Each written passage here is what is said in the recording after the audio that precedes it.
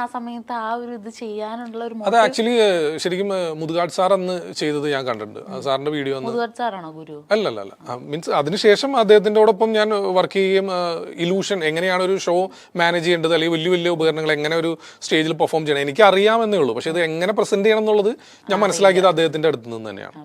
പക്ഷെ ആദ്യം ഞാൻ പറഞ്ഞില്ല, ഗുരു എന്ന് പറയുന്നത് നമ്മുടെ അശോകൻ എന്ന് പറയുന്ന ഞാൻ പറഞ്ഞ ആളാണ്. ഈ ഫയർ എസ്കേപ്പ് എന്ന് വെച്ചാൽ സത്യത്തിൽ അത് മുതുകാട് സാർ ഇങ്ങനെ ചെയ്യുന്നത് കണ്ടപ്പോൾ അത് ചെയ്യണം എന്നുള്ളൊരു ആഗ്രഹത്തിന് അന്ന് അദ്ദേഹമാണ് അത് ചെയ്തിട്ടുള്ളൂ. ചെയ്യണം എന്നുള്ള ആഗ്രഹത്തിന്റെ പുറത്ത് അത് കണ്ടപ്പോൾ തന്നെ എനിക്ക് ഇങ്ങനെയുള്ള കാര്യങ്ങളുടെ ട്രിക്ക് പെട്ടെന്ന് എനിക്ക് മനസ്സിലാവും. അങ്ങനെ ഞാൻ തന്നെ വീട്ടിലൊരു കയറൊക്കെ വെച്ച് കെട്ടി ഞാനത് പ്രാക്ടീസ് ഒക്കെ ചെയ്ത് സംഭവം ഒക്കെയാണ്. പിന്നെ ചങ്ങല വെച്ച് ഇപ്പം ചങ്ങല വാങ്ങി എന്നൊക്കെ പറയുമ്പോൾ സത്യത്തിൽ എനിക്ക് തോന്നുന്നത് ഒരു 14 മീറ്റർ നീളമുള്ള ചങ്ങലയാണ്. ഈ 14 മീറ്റർ എന്ന് പറയുമ്പോൾ തന്നെ നല്ല വെയിറ്റ് ആയി ഈ ചങ്ങലയ്ക്ക്. നമ്മൾ കാണുന്ന പോലെയല്ല, വീഡിയോയിൽ കാണുമ്പോൾ നമുക്ക് വലിയ സംഭവം തോന്നില്ല. പക്ഷെ ഇതൊക്കെ നമ്മുടെ ദേഹത്തിട്ട് കഴിയുമ്പോൾ നമുക്ക് ഭയങ്കര ഭാരമായിരിക്കും നമ്മുടെ ശരീരത്തിൽ, ഇരുമ്പാണല്ലോ. അപ്പോൾ അതൊക്കെ വെച്ച് പ്രാക്ടീസ് ചെയ്ത് അങ്ങനെ സ്വന്തമായിട്ട് തന്നെ പ്രാക്ടീസ് ചെയ്താണ് സംഭവം. അങ്ങനെയാണ് ആലുവയിൽ സെൻറ് മേരി സ്കൂൾ ഗ്രൗണ്ടിൽ വെച്ചിട്ട് നമ്മൾ 2005 ഇത് അവതരിപ്പിക്കുന്നത്. അങ്ങനെ അത് വാർത്താ പ്രാധാന്യമൊക്കെ നേടി. പക്ഷേ ആ കാലഘട്ടത്തിൽ എന്ന് വെച്ചാൽ ഇന്ന് സോഷ്യൽ മീഡിയ ഒന്നും സജീവമല്ലല്ലോ, അന്ന് ഇല്ലാന്ന് തന്നെ പറയാം. അന്ന് പത്രങ്ങളിൽ ഇങ്ങനെ വരണം, ലൈവ് ആയിരിക്കണം. നമ്മളിപ്പോൾ ഒരു വാർത്ത വന്നാൽ അത് ഏകദേശം ഒരാഴ്ച ആളുകൾ സംസാരിക്കും, പിന്നെ അത് വിട്ടു. പിന്നെ വീണ്ടും അടുത്ത മാസം നമ്മൾ അടുത്ത എന്തെങ്കിലും ആയിട്ട് വാർത്തയിൽ നിറഞ്ഞാൽ മാത്രമേ നമുക്കിത് കിട്ടുള്ളൂ. ഇതിപ്പോൾ അന്ന് 2005 നമ്മളത് ചെയ്തത്, പിന്നെ ആളുകൾ അറിയുന്നത് ഈ ട്രിക്സ് ചാനൽ വന്ന് ഞാൻ വീണ്ടും അപ്ലോഡ് ചെയ്യുമ്പോൾ ഓ ഇതാ അന്ന് ചെയ്ത ആള് നിങ്ങളായിരുന്നല്ലേ എന്ന് പറയുന്നത്. അതെ, അത് മറന്നു ആളുകൾ, പിന്നെ അത് മറന്നുപോയി. പിന്നെ ആളുകൾക്ക് അറിയാം 18 വയസ്സുള്ള ഒരാളത് ചെയ്തിട്ടുണ്ട് എന്നുള്ള സംഭവം ആളുകൾക്ക് അറിയാം. അപ്പൊ ആ ചെറിയ പ്രായത്തിൽ ഇതിലേക്ക് വരുമ്പോൾ വീട്ടിൽ നിന്നൊക്കെ വീട്ടിൽ ആക്ച്വലി ഉമ്മാക്കൊന്നും അറിയില്ലായിരുന്നു ഇതെന്താണ് ഞാൻ ചെയ്യാൻ പോകുന്നത്. പക്ഷെ ഫാദറിന് അറിയാം, കാരണം ഇത് പ്രാക്ടീസ് ചെയ്യുമ്പോൾ ഫാദറും കൂടെ ഉള്ളതുകൊണ്ട് 100% ഉറപ്പാണ് ഞാനത് എസ്കേപ്പ് ആവും, അറിയാം അവന് എന്നുള്ളത് അറിയാവുന്നതുകൊണ്ട് കുഴപ്പമൊന്നും ഉണ്ടായിരുന്നില്ല. പിന്നെ സപ്പോർട്ടിങ് ആയിരുന്നു. ഇപ്പോൾ ഈ കുറേ ട്രിക്സ് നമ്മൾ പൊളിക്കാനായിട്ട് നിൽക്കുന്നുണ്ടല്ലോ, അപ്പോൾ ഈ ട്രിക്സ് പൊളിക്കാനായിട്ട് ഈ ആളുകളുടെ ഇടയിലേക്ക് ചെല്ലുമ്പോൾ അവരുടെ ഒരു റെസ്പോൺസ് ഭയങ്കര എന്നുവെച്ചാൽ അത് വിശ്വസിച്ച് നിൽക്കുന്ന ആളുകളിലേക്ക് നമ്മൾ ചെല്ലുമ്പം അവരോട് ഇത് പറഞ്ഞ് മനസ്സിലാക്കൽ വലിയ പാടാണ്. അപ്പോൾ അവരുടെ റിയാക്ഷൻസ് ഇപ്പോൾ ഞാൻ ആദ്യമായിട്ട് കണ്ടൊരു ഇതെന്ന് പറഞ്ഞാൽ ബിനോയ് ചേട്ടൻ്റെ കൂടെയുള്ള ഒരു ഇത്. അതിനുശേഷം ഞാൻ നോക്കുമ്പം കുറേ ഈ തമിഴ്നാടൊക്കെ പോയിട്ട് ഓരോ ആളുകളുടെ അടുത്ത് ചെന്ന് അവർ ചെയ്യുന്ന കാര്യങ്ങൾ ഇതല്ല സത്യം എന്ന് പറയുമ്പോൾ അവിടത്തേക്ക് ആളുകൾ പ്രതികരിക്കുന്നത് എങ്ങനെയാണെന്ന് പറയാൻ പറ്റില്ലല്ലോ. ഞാൻ ശരിക്കും 2005 ഫയർ എസ്കേപ്പ് ഒക്കെ ചെയ്തതിനു ശേഷം ഞാൻ ഇന്ത്യയിൽ പല സ്ഥലങ്ങളിലും പോയിട്ട് ഇത്തരത്തിലുള്ള അവയർനെസ് ക്ലാസ്സുകളൊക്കെ അന്ന് നടത്തിയിട്ടുണ്ട് ഞാൻ. അപ്പോൾ നമ്മളൊരു മാജിക് എന്നുള്ള നിലയിൽ ഇതുപോലെ ഭസ്മം എങ്ങനെയാണ് എടുക്കുന്നത്, അല്ലെങ്കിൽ വായിൽ നിന്ന് ശിവലിംഗം എടുക്കുന്നത് എങ്ങനെയാണ്, അങ്ങനെയുള്ള അല്ലെങ്കിൽ അന്തരീക്ഷത്തിൽ നിന്ന് വെള്ളം അതൊക്കെ നമ്മൾ അന്നും നമ്മൾ പറഞ്ഞു കൊടുത്തുകൊണ്ടിരുന്നത് തന്നെയാണ്. അപ്പോൾ ഒരു മാജിക് എന്നുള്ള രീതിയിൽ നമ്മൾ അത് അവതരിപ്പിച്ച് ഒരു ബോധവൽക്കരണം എന്നുള്ള രീതിയിൽ പറയുമ്പോൾ പ്രോബ്ലം ഇല്ല. ശരിക്കും ഇവിടെ വിഷയം വരുന്നത് എങ്ങനെയെന്ന് വെച്ച് കഴിഞ്ഞാൽ ഒരു സിദ്ധൻ, ആ സിദ്ധന്റെ പേര് മെൻഷൻ ചെയ്തിട്ട് ഇന്ന ആൾ ചെയ്തത് ഇന്ന കാര്യമാണ് എന്ന് പറഞ്ഞ് ചെയ്യുമ്പോഴാണ് കൂടുതൽ ആളുകൾ പ്രതികരിക്കുന്നത്. അപ്പോഴാണ് അതാണ് നമ്മൾ ട്രിക്സ് ചാനലിന്റെ ഹൈലൈറ്റും അത് തന്നെയാണ്. നമ്മൾ ആരെയും മറച്ചു വെച്ച് ഏതോ ഒരു സിദ്ധൻ അല്ലെങ്കിൽ ഏതോ ഒരാൾ അവിടെ അങ്ങനെ ചെയ്തു എന്ന് നമ്മൾ പറയില്ല. ആരാണെന്ന് വെച്ചാൽ കൃത്യമായിട്ട് നമ്മൾ കാണിച്ചു കൊടുക്കുന്നത് ഇന്ന ആൾ ചെയ്ത കാര്യം ഇന്നതാണ് സംഭവം, അതിന്റെ സത്യാവസ്ഥ ഇന്നതാണ്. അപ്പോൾ ശരിക്കും ഈ പറഞ്ഞ രീതിയിൽ റിസ്ക് ആണ്. തുടക്ക കാലഘട്ടങ്ങളിൽ ഞാൻ ഇപ്പം അധികം അങ്ങനെ പ്രശ്നങ്ങളൊന്നുമില്ല. നമ്മളിപ്പോൾ ഈ അടുത്ത് തിരുവനന്തപുരം ഭാഗത്താണ് തോന്നുന്നു, സ്ഥലത്തിൻ്റെ പേര് ഞാൻ പെട്ടെന്ന് മറന്നുപോയി. അവിടെ ഒരു ശവക്കല്ലറയിൽ നിന്ന് വെള്ളം വരുന്നു എന്ന് പറഞ്ഞിട്ട് വലിയ വാർത്തയായതാണ്. അന്ന് ഞാൻ ചെന്ന് കഴിഞ്ഞപ്പോൾ സത്യത്തിൽ നമ്മൾ ചെന്ന് കഴിഞ്ഞപ്പോൾ അവിടെ ആളുകൾ നമ്മളുമായിട്ട് സഹകരിക്കുകയാണ് ചെയ്തത്. അതല്ലെങ്കിൽ എനിക്ക് പോയിട്ട് ഒരു പ്രൈവറ്റ് പ്രോപ്പർട്ടിയാണ്, അവിടെ കയറിയിട്ട് അവിടെ ഉള്ള ഒരു ശവക്കല്ലറ പോയി പരിശോധിക്കാനുള്ള പെർമിഷൻ അവർ തന്നു. ഞാൻ ചോദിച്ച കാര്യങ്ങൾ കുറച്ച് വെള്ളമൊക്കെ വേണ്ടി വന്നു നമുക്ക് പരിശോധിക്കാൻ വേണ്ടി, എങ്ങനെയാണ് വെള്ളം ഇതിനുള്ളിൽ നിന്ന് വരുന്നതെന്ന് അറിയാനായിട്ട്. അപ്പോൾ അതൊക്കെ അടുത്തുള്ള വീട്ടിലുള്ള ആളുകൾ വന്നിട്ട് അവർക്കും ഇതിന്റെ സത്യാവസ്ഥ എന്താണെന്ന് അറിയണം എന്നുള്ളൊരു ആഗ്രഹം പല സ്ഥലങ്ങളിലും ഇപ്പോൾ നമ്മൾ നേരിട്ട് ചെല്ലുമ്പോൾ കണ്ടിട്ടുണ്ട്. അതല്ലാതെ ഇല്ല പരിശോധിക്കാൻ പറ്റില്ല എന്നൊക്കെയുള്ള രീതിയിൽ അങ്ങനെയും പറഞ്ഞ ആളുകളുണ്ട് കേട്ടോ. അല്ല, നമുക്ക് കേരളത്തിൽ ഇതൊക്കെ കുറച്ചും കൂടെ എളുപ്പമാണ്, കേരളത്തിന് പുറത്തേക്ക് ഇതൊക്കെ എളുപ്പമൊന്നും പറയാൻ പറ്റില്ല. കാരണം ഇപ്പോഴും നമ്മൾക്ക് വരുന്ന ചില കമന്റ്സും കാര്യങ്ങളൊക്കെ കണ്ടു കഴിഞ്ഞാൽ ഭീകരമാണ്. ചില ആളുകൾ ഇങ്ങനെ വളരെ നമ്മളെ തീർത്ത് കളയണം എന്നുള്ള രീതിയിൽ വരെയുള്ള കമന്റ്സുകളൊക്കെ ധാരാളം വരാറുണ്ട്. പിന്നെ മുൻപ് പല യാത്രകളിലും പല ആളുകളും ഇതേ രീതിയിൽ നമുക്ക് വളരെ മോശമായിട്ടുള്ള അനുഭവങ്ങളൊക്കെ ഉണ്ടായിട്ടുണ്ട്. വാക്കുകൊണ്ട് ദേഹോപദ്രവം ഇതുവരെ ഇല്ല, ഇനി ഉണ്ടാവുമെന്ന് അറിയില്ല. എന്നാലും പല ആളുകളും വന്നിട്ട് നമ്മളോട് അത്തരത്തിൽ മോശമായിട്ടൊക്കെ പല ആളുകളും സംസാരിച്ചിട്ടുണ്ട്. വാഹനത്തിന് തകരാറുണ്ടാക്കുന്ന രീതിയിലുള്ള പ്രവർത്തനങ്ങളൊക്കെ ചെയ്തിട്ടുണ്ട്. എന്നാൽ നേരെ മറിച്ച് ഒരുപാട് സപ്പോർട്ട് ചെയ്യുന്ന ഇത് ഒരു 10 പേരാണെങ്കിൽ ശരിക്കും പറഞ്ഞാൽ നെഗറ്റീവ് പറയുന്നത് ഇപ്പോൾ നമ്മൾക്കിപ്പോൾ വരുന്ന ഒരു വീഡിയോ നമ്മൾ ചെയ്യുന്ന സമയത്ത് ഇപ്പോൾ ലാസ്റ്റ് ചെയ്ത ഒരു വീഡിയോയിൽ 3500 കമന്റ് ഉണ്ട്. ഈ കമന്റുകൾ നമ്മളെല്ലാം നമ്മൾ ഫിൽറ്റർ ചെയ്യുമ്പോൾ അതിനകത്ത് വന്നിരിക്കുന്ന നെഗറ്റീവ് കമന്റ്സ് എന്ന് പറഞ്ഞാൽ ഏകദേശം ഒരു 100-120 കമന്റ്സ് നെഗറ്റീവ് വന്നിട്ടുള്ളൂ. പക്ഷെ അതാണ് ഹൈലൈറ്റ് ചെയ്യുന്ന. അതാണ് ആരെങ്കിലും നെഗറ്റീവ് പറയുമ്പോൾ അതിന്റെ അടിയിൽ പോയിട്ട് വേറെ ആരെങ്കിലും നമ്മളെ സപ്പോർട്ട് ചെയ്യുന്നവർ കണ്ടിന്യൂ ചെയ്യും. മാത്രമല്ല ഈ നെഗറ്റീവ് ഇടുന്ന ആളുകൾ എന്ന് വെച്ച് കഴിഞ്ഞാൽ ലീവ് എടുത്തും വേണമെങ്കിൽ നെഗറ്റീവ് കമന്റ് ഇടാനായിട്ടിരിക്കും. അതായത് അതെ അതെ, ഒരു വീഡിയോയുടെ താഴെ നമ്മൾ ശ്രദ്ധിച്ചു കഴിഞ്ഞാൽ ഇപ്പൊ നെഗറ്റീവ് കമന്റ് ഇട്ട ആളുടെ ഐഡിയയിൽ നമ്മൾ നോക്കിക്കഴിഞ്ഞാൽ നമുക്കറിയാം ആ ഒരു വീഡിയോയിൽ തന്നെ ഏകദേശം ഒരു 10, 20, 25 കമന്റ് ആളുടെ ഭാഗത്ത് തന്നെ വന്നിട്ടുണ്ടാവും. സപ്പോർട്ട് ചെയ്യുന്ന ആളുകൾ ചിലപ്പോൾ ഒരു ലൈക്ക് ചെയ്യും, അല്ലെങ്കിൽ കണ്ടിട്ട് ഞങ്ങൾ മിണ്ടാതെ പോവുകയുള്ളൂ. വളരെ കുറച്ച് ആളുകളാണ് കമന്റ് ഇടുക. ഇപ്പൊ പക്ഷെ ഞാൻ നേരിട്ട് സംവദിക്കുന്ന ആളാണ് എന്റെ സബ്സ്ക്രൈബേഴ്സ് ആയിട്ട്. ഇപ്പൊ എന്റെ ഷോയിൽ ഇപ്പൊ എവിടെയൊക്കെ നടക്കുന്നുണ്ട്, ഇപ്പൊ ഗൾഫിലാണെങ്കിലും നമ്മൾ നമ്മുടെ ചാനൽ വഴിയും ഇൻസ്റ്റാ പേജ് വഴിയൊക്കെ പ്രൊമോഷൻ കൊടുക്കുമ്പോൾ ഏറ്റവും കൂടുതൽ അവിടെ കാണാൻ വരുന്നത് എന്റെ സബ്സ്ക്രൈബേഴ്സ് ആണ്, എന്റെ ഫോളോവേഴ്സ് ആണ് നമ്മുടെ ഷോ കാണാൻ വരുന്നത്. അപ്പൊ നമ്മൾ നേരിട്ട് സംവദിക്കുമ്പോൾ നമുക്കറിയാലോ അവരെല്ലാവരും നമ്മൾ പറയുന്ന കാര്യങ്ങൾ കൃത്യമായി മനസ്സിലാക്കുന്നുണ്ട്, തെളിവിന്റെ അടിസ്ഥാനത്തിലാണെന്ന് അവർക്ക് മനസ്സിലാവുന്നുണ്ട്. അതല്ലാത്ത ഒരു വിഭാഗം ഉണ്ടല്ലോ, ചിന്താശേഷി ഇല്ലാത്തൊരു വിഭാഗം കൂടി ഉണ്ട്. അവരെ സംബന്ധിച്ചിടത്തോളം അവർക്ക് ഇങ്ങനെ ഇത് കണ്ടു കഴിഞ്ഞാൽ മുൻധാരണയോട് കൂടി അതിനെ സമീപിക്കുക, അവർ വിചാരിച്ചത് തന്നെയാണ് സത്യം, അതിനെ എതിർക്കാൻ ഒരാൾ വന്നിരിക്കുന്നു, അപ്പോൾ ഞങ്ങൾ അത് ആക്സെപ്റ്റ് ചെയ്യില്ല എന്നുള്ള നിലയിൽ വെറുതെ വന്ന് നെഗറ്റീവ് കമന്റ് ഇടുക, അങ്ങനെയുള്ള സംഭവം. ഈ സ്റ്റേജ് ഷോസിലോ അല്ലെങ്കിൽ ഇപ്പം അല്ലാതെ ഇപ്പോൾ യൂട്യൂബ് ചാനലുമായിട്ട് ബന്ധപ്പെട്ട് പല വീഡിയോസും ചെയ്യുമ്പോഴൊക്കെ എന്തെങ്കിലും പതറിപ്പോയ സിറ്റുവേഷൻസ് ഒക്കെ എന്തെങ്കിലുമൊക്കെ ഉണ്ടായിട്ടുണ്ടോ? സ്റ്റേജ് ഷോയിലേക്കോ? സ്റ്റേജ് ഷോയിലോ അല്ലാതെ ഇപ്പൊ ട്രിക്സ് ഒക്കെ ചെയ്യാനായിട്ട് പോകുന്നുണ്ടല്ലോ. ട്രിക്സ് മീൻസ് ഈ ബ്ലാസ്റ്റർ അതൊക്കെ ചെയ്യുമ്പോൾ ഇങ്ങനെ പതറിപ്പോയ തരം സിറ്റുവേഷൻസോ അങ്ങനെ പെട്ടെന്ന് ഓർമ്മയിലേക്ക് അങ്ങനെ ഒന്നും വരുന്നില്ല. സ്റ്റേജിൽ ഇപ്പൊ എന്തായാലും മെന്റലിസം എന്ന് പറയുന്ന കല സ്റ്റാർട്ട് ചെയ്തതിനു ശേഷം അങ്ങനെയുള്ള സംഭവങ്ങളൊന്നും നടന്നിട്ടില്ല, അതൊന്നും ഉണ്ടായിട്ടില്ല. മാജിക്കിൽ കുറെ സംഭവിച്ചിട്ടുണ്ട്. ഈ ഫയർ എസ്കേപ്പ് ചെയ്യുന്ന സമയത്തൊക്കെ അപകടം സംഭവിച്ചിട്ടുണ്ട്. കാരണം ഈ വൈക്കോൽ ഇങ്ങനെ വലിയ രീതിയിൽ ഇങ്ങനെ ഹൈറ്റിൽ ഇങ്ങനെ കൂമ്പാരം കൂട്ടിയിട്ട് അതിന്റെ ഉള്ളിലാണ് നമ്മൾ ബോക്സിൽ ആക്കി ചങ്ങലേക്ക് ഇട്ട് ലോക്ക് ചെയ്ത് നിർത്തുന്നത്. അപ്പോൾ ഇതിൽ ശരിക്കും ടോപ്പിൽ നിന്നാണ് ശരിക്കും തീ കൊടുക്കേണ്ടത്. കാരണം നമ്മൾ തീ കൊടുത്തു കഴിഞ്ഞാൽ വൈക്കോലായതുകൊണ്ട് തന്നെ 30 സെക്കൻഡിനുള്ളിൽ തന്നെ പെട്ടെന്ന് തന്നെ തീ ആളിപ്പിടിക്കുക, അതിനുള്ളിൽ നമ്മൾ എസ്കേപ്പ് ആവണം. അപ്പോൾ ഇതിങ്ങനെ മുകളിൽ നിന്ന് കൊടുത്തു കഴിഞ്ഞാൽ ഇങ്ങനെ താഴേക്ക് ഇറങ്ങി വരുന്ന സമയത്തിനുള്ളിൽ നമുക്ക് ജമ്പ് ചെയ്യാം പുറത്തേക്ക്. നമ്മൾ നേരത്തെ തന്നെ തയ്യാറാക്കിയ ഒരു വാതിലുണ്ടാവും, ആ വാതിലിനും വൈക്കോല് തന്നെ ആയിരിക്കും, പക്ഷെ അവിടെ തീ പിടിക്കുന്നതിന് മുമ്പ് നമുക്ക് പുറത്തേക്ക് ചാടാം. പക്ഷെ ആദ്യം നമ്മൾ ചെയ്യുന്ന സമയത്ത് ഇതുപോലെ റിഹേഴ്സലിന് നമ്മുടെ ഫ്രണ്ട്സ് എല്ലാവരും കൂടെ ഉള്ളതുകൊണ്ട് അവർക്കറിയാം 100% കോൺഫിഡൻ്റ് ആണ് ഞാൻ എന്നുള്ളത് അവർക്കറിയാം. മാത്രമല്ല ഞാനത് എസ്കേപ്പ് ആവുന്നു അവർക്കറിയാം, അതിന്റെ ട്രിക്ക് അവർക്ക് അറിയാവുന്നതുകൊണ്ട് അതിന് വലിയ വാല്യൂ അവർ കൊടുക്കില്ല. പക്ഷെ നമ്മൾ പബ്ലിക്കിന് മുമ്പിൽ അവതരിപ്പിക്കുന്ന സമയത്ത് ഉണ്ടാവുന്ന മാനസികാവസ്ഥയാണ് ഇതിനെ അപകടത്തിലേക്ക് കൊണ്ടുപോകുന്നത്. അപ്പോൾ റിഹേഴ്സൽ എടുക്കുന്ന ഒരു സമയത്ത് ഇവരുടെ അടുത്ത് മുകളിൽ നിന്ന് തീ കൊടുക്കണമെന്ന് പറഞ്ഞു. പക്ഷെ ഇവർ ആ ഒരു തിരക്കിൽ ഇവരെന്തെന്ന് വെച്ചാൽ താഴേന്ന് കൊടുത്തു. ഇപ്പോൾ താഴേന്ന് കൊടുത്തു കഴിഞ്ഞാൽ സംഭവിക്കുന്നതെന്ന് വെച്ചാൽ താഴെ ഇരിക്കുന്ന വൈക്കോലിന്റെ സപ്പോർട്ടിലാണ് മുകളിലുള്ളതൊക്കെ ഇരിക്കുന്നത്. അപ്പോൾ താഴെ തീ പിടിച്ചു കഴിഞ്ഞാൽ മുകളിലുള്ളത് ഇടിഞ്ഞു വീഴാൻ തുടങ്ങും. അപ്പോൾ ഇവരങ്ങനെ കൊടുത്തതിന്റെ അടിസ്ഥാനത്തിൽ ഞാൻ പുറത്തേക്ക് ജമ്പ് ചെയ്യുന്ന ഒരു സ്ഥലം പോലും പെട്ടെന്ന് തീ പിടിച്ചു പോയി. പക്ഷെ നമുക്ക് പുറത്തേക്ക് ചാടിയില്ലെങ്കിൽ തീർച്ചയായിട്ടും വലിയ രീതിയിൽ തന്നെ പൊള്ളലേൽക്കും. അപ്പോൾ അതുകൊണ്ട് നമുക്ക് വേറെ നിവൃത്തിയില്ലാതെ തീയിൽ കൂടെ തന്നെ നമ്മൾ പുറത്തേക്ക് ജമ്പ് ചെയ്തു. പക്ഷെ അന്ന് പൊള്ളലേറ്റു, മുടി കത്തിപ്പോയി, കുറേ മുഖത്തൊക്കെ നല്ല രീതിയിൽ, മുഖത്തൊന്നുണ്ടായിരുന്ന പിമ്പിൾസ് ഒക്കെ ഭയങ്കരമായിട്ട് ഇങ്ങനെ ഇതായി ഫേസ് പൊള്ളലേറ്റിരുന്നു. അതിനുശേഷം പിന്നെ ഒരു 3 മാസം 4 മാസം കഴിഞ്ഞിട്ടാണ് ഞാൻ പബ്ലിക്കിന് മുമ്പിൽ വലിയ ഷോ ആയിട്ട് ചെയ്യുന്നത്. പ്രാക്ടീസ് ചെയ്യുന്ന സമയത്ത് തന്നെ അങ്ങനെ ഒരു സംഭവം ഉണ്ടായിട്ടുണ്ട്. പിന്നെ പബ്ലിക്കിന് മുമ്പിൽ അവതരിപ്പിക്കുമ്പോൾ പിന്നെ അവർ കൃത്യമായിട്ട് അവർക്കറിയാം അന്ന് അങ്ങനെ സംഭവിച്ചുകൊണ്ട് പിന്നെ അവർ കൃത്യമായിട്ട് മുകളിൽ നിന്ന് തന്നെയാണ് തീ കൊടുത്തത്. ആ വീഡിയോ ഒക്കെ നോക്കിയാൽ നിങ്ങൾക്ക് അറിയാൻ പറ്റും, മുകളിൽ നിന്ന് തന്നെയാണ് തീ കൊടുത്തത്. തീ വരുന്നതിന് മുമ്പ് തന്നെ ഞാനെടുത്ത് ചാടുകയും ചെയ്തു. കാരണം അന്ന് പൊള്ളലേറ്റിരിക്കുന്നുണ്ട്. തീ വന്നപ്പോൾ തന്നെ ഞാൻ എടുത്ത്, തീന്ന് കേട്ടപ്പോൾ തന്നെ എടുത്ത് ചാടി. അപ്പോൾ 100% സക്സസ് ആയിട്ടാണ് അത് അവതരിപ്പിച്ചത്. അതാണ് പെട്ടെന്നൊരു ഓർമ്മ വരുന്നത്. അതല്ലാതെ പിന്നെ അങ്ങനെ അബദ്ധങ്ങളൊന്നും സംഭവിച്ചിട്ടില്ല. ഇപ്പോൾ ഒരു സമയത്തൊക്കെ ഈ മജീഷ്യൻസ് എന്ന് പറയുമ്പോൾ അവർക്ക് എന്തോ അമാനുഷിക ശക്തി ഉണ്ടെന്നാണ് ആളുകൾ വിശ്വസിച്ചിരുന്നത്. അപ്പോൾ അത് ഒരുവിധപ്പെട്ട മജീഷ്യൻസ് ഒന്നും ഇതിങ്ങനെയല്ല അങ്ങനെയാണെന്ന് പറഞ്ഞു കൊടുത്തിട്ടുണ്ടായിരുന്നില്ല. ഇപ്പോഴും എനിക്ക് തോന്നുന്നില്ല ആരും സ്റ്റേജിൽ ഒരു പെർഫോം ചെയ്തിട്ട് ഇത് ട്രിക്സ് ആണെന്നും അല്ലെങ്കിൽ ഇതിന്റെ പിന്നിൽ ഇന്ന കാര്യങ്ങളൊക്കെ ആണെന്നും പറയുന്നതായിട്ട് എനിക്ക് ഞാൻ കണ്ടിട്ടില്ല. ആരും അങ്ങനെ പറയുന്നതായിട്ട്. ഇപ്പോൾ ഫാസിലൊക്കെ ഇതിപ്പോ ചെയ്യുമ്പോൾ നിങ്ങളുടെ തന്നെ കൂടെ തന്നെയുള്ള ആളുകളാണ് ബാക്കി. ഭീകര എതിർപ്പല്ലേ? എല്ലാവരും എതിർപ്പാണെന്നല്ല ചോദിക്കാൻ വന്നത്. മനസ്സിലായല്ലോ. അതെ, നമ്മുടെ ഇന്റിമേറ്റ് ഫ്രണ്ട്സ് ആയിട്ടുള്ള സുഹൃത്തുക്കൾ തന്നെ ഈ മേഖലയിലുള്ള ആളുകൾ തന്നെ പറയുന്നുണ്ട് നീ കുറച്ച് ഓവറാണ്, ആ ടൈറ്റിൽ അങ്ങനെ കൊടുക്കരുത്, ടൈറ്റിൽ മാറ്റണം. മാത്രമല്ല സ്റ്റേജിൽ അങ്ങനെ പറയേണ്ട കാര്യം എന്താണ്? അത് എന്റർടൈൻമെന്റ് ആണ്. അത് കരുതുന്നവർ അങ്ങനെ കരുതിക്കോട്ടെ, കരുതാത്തവർ വേണ്ട.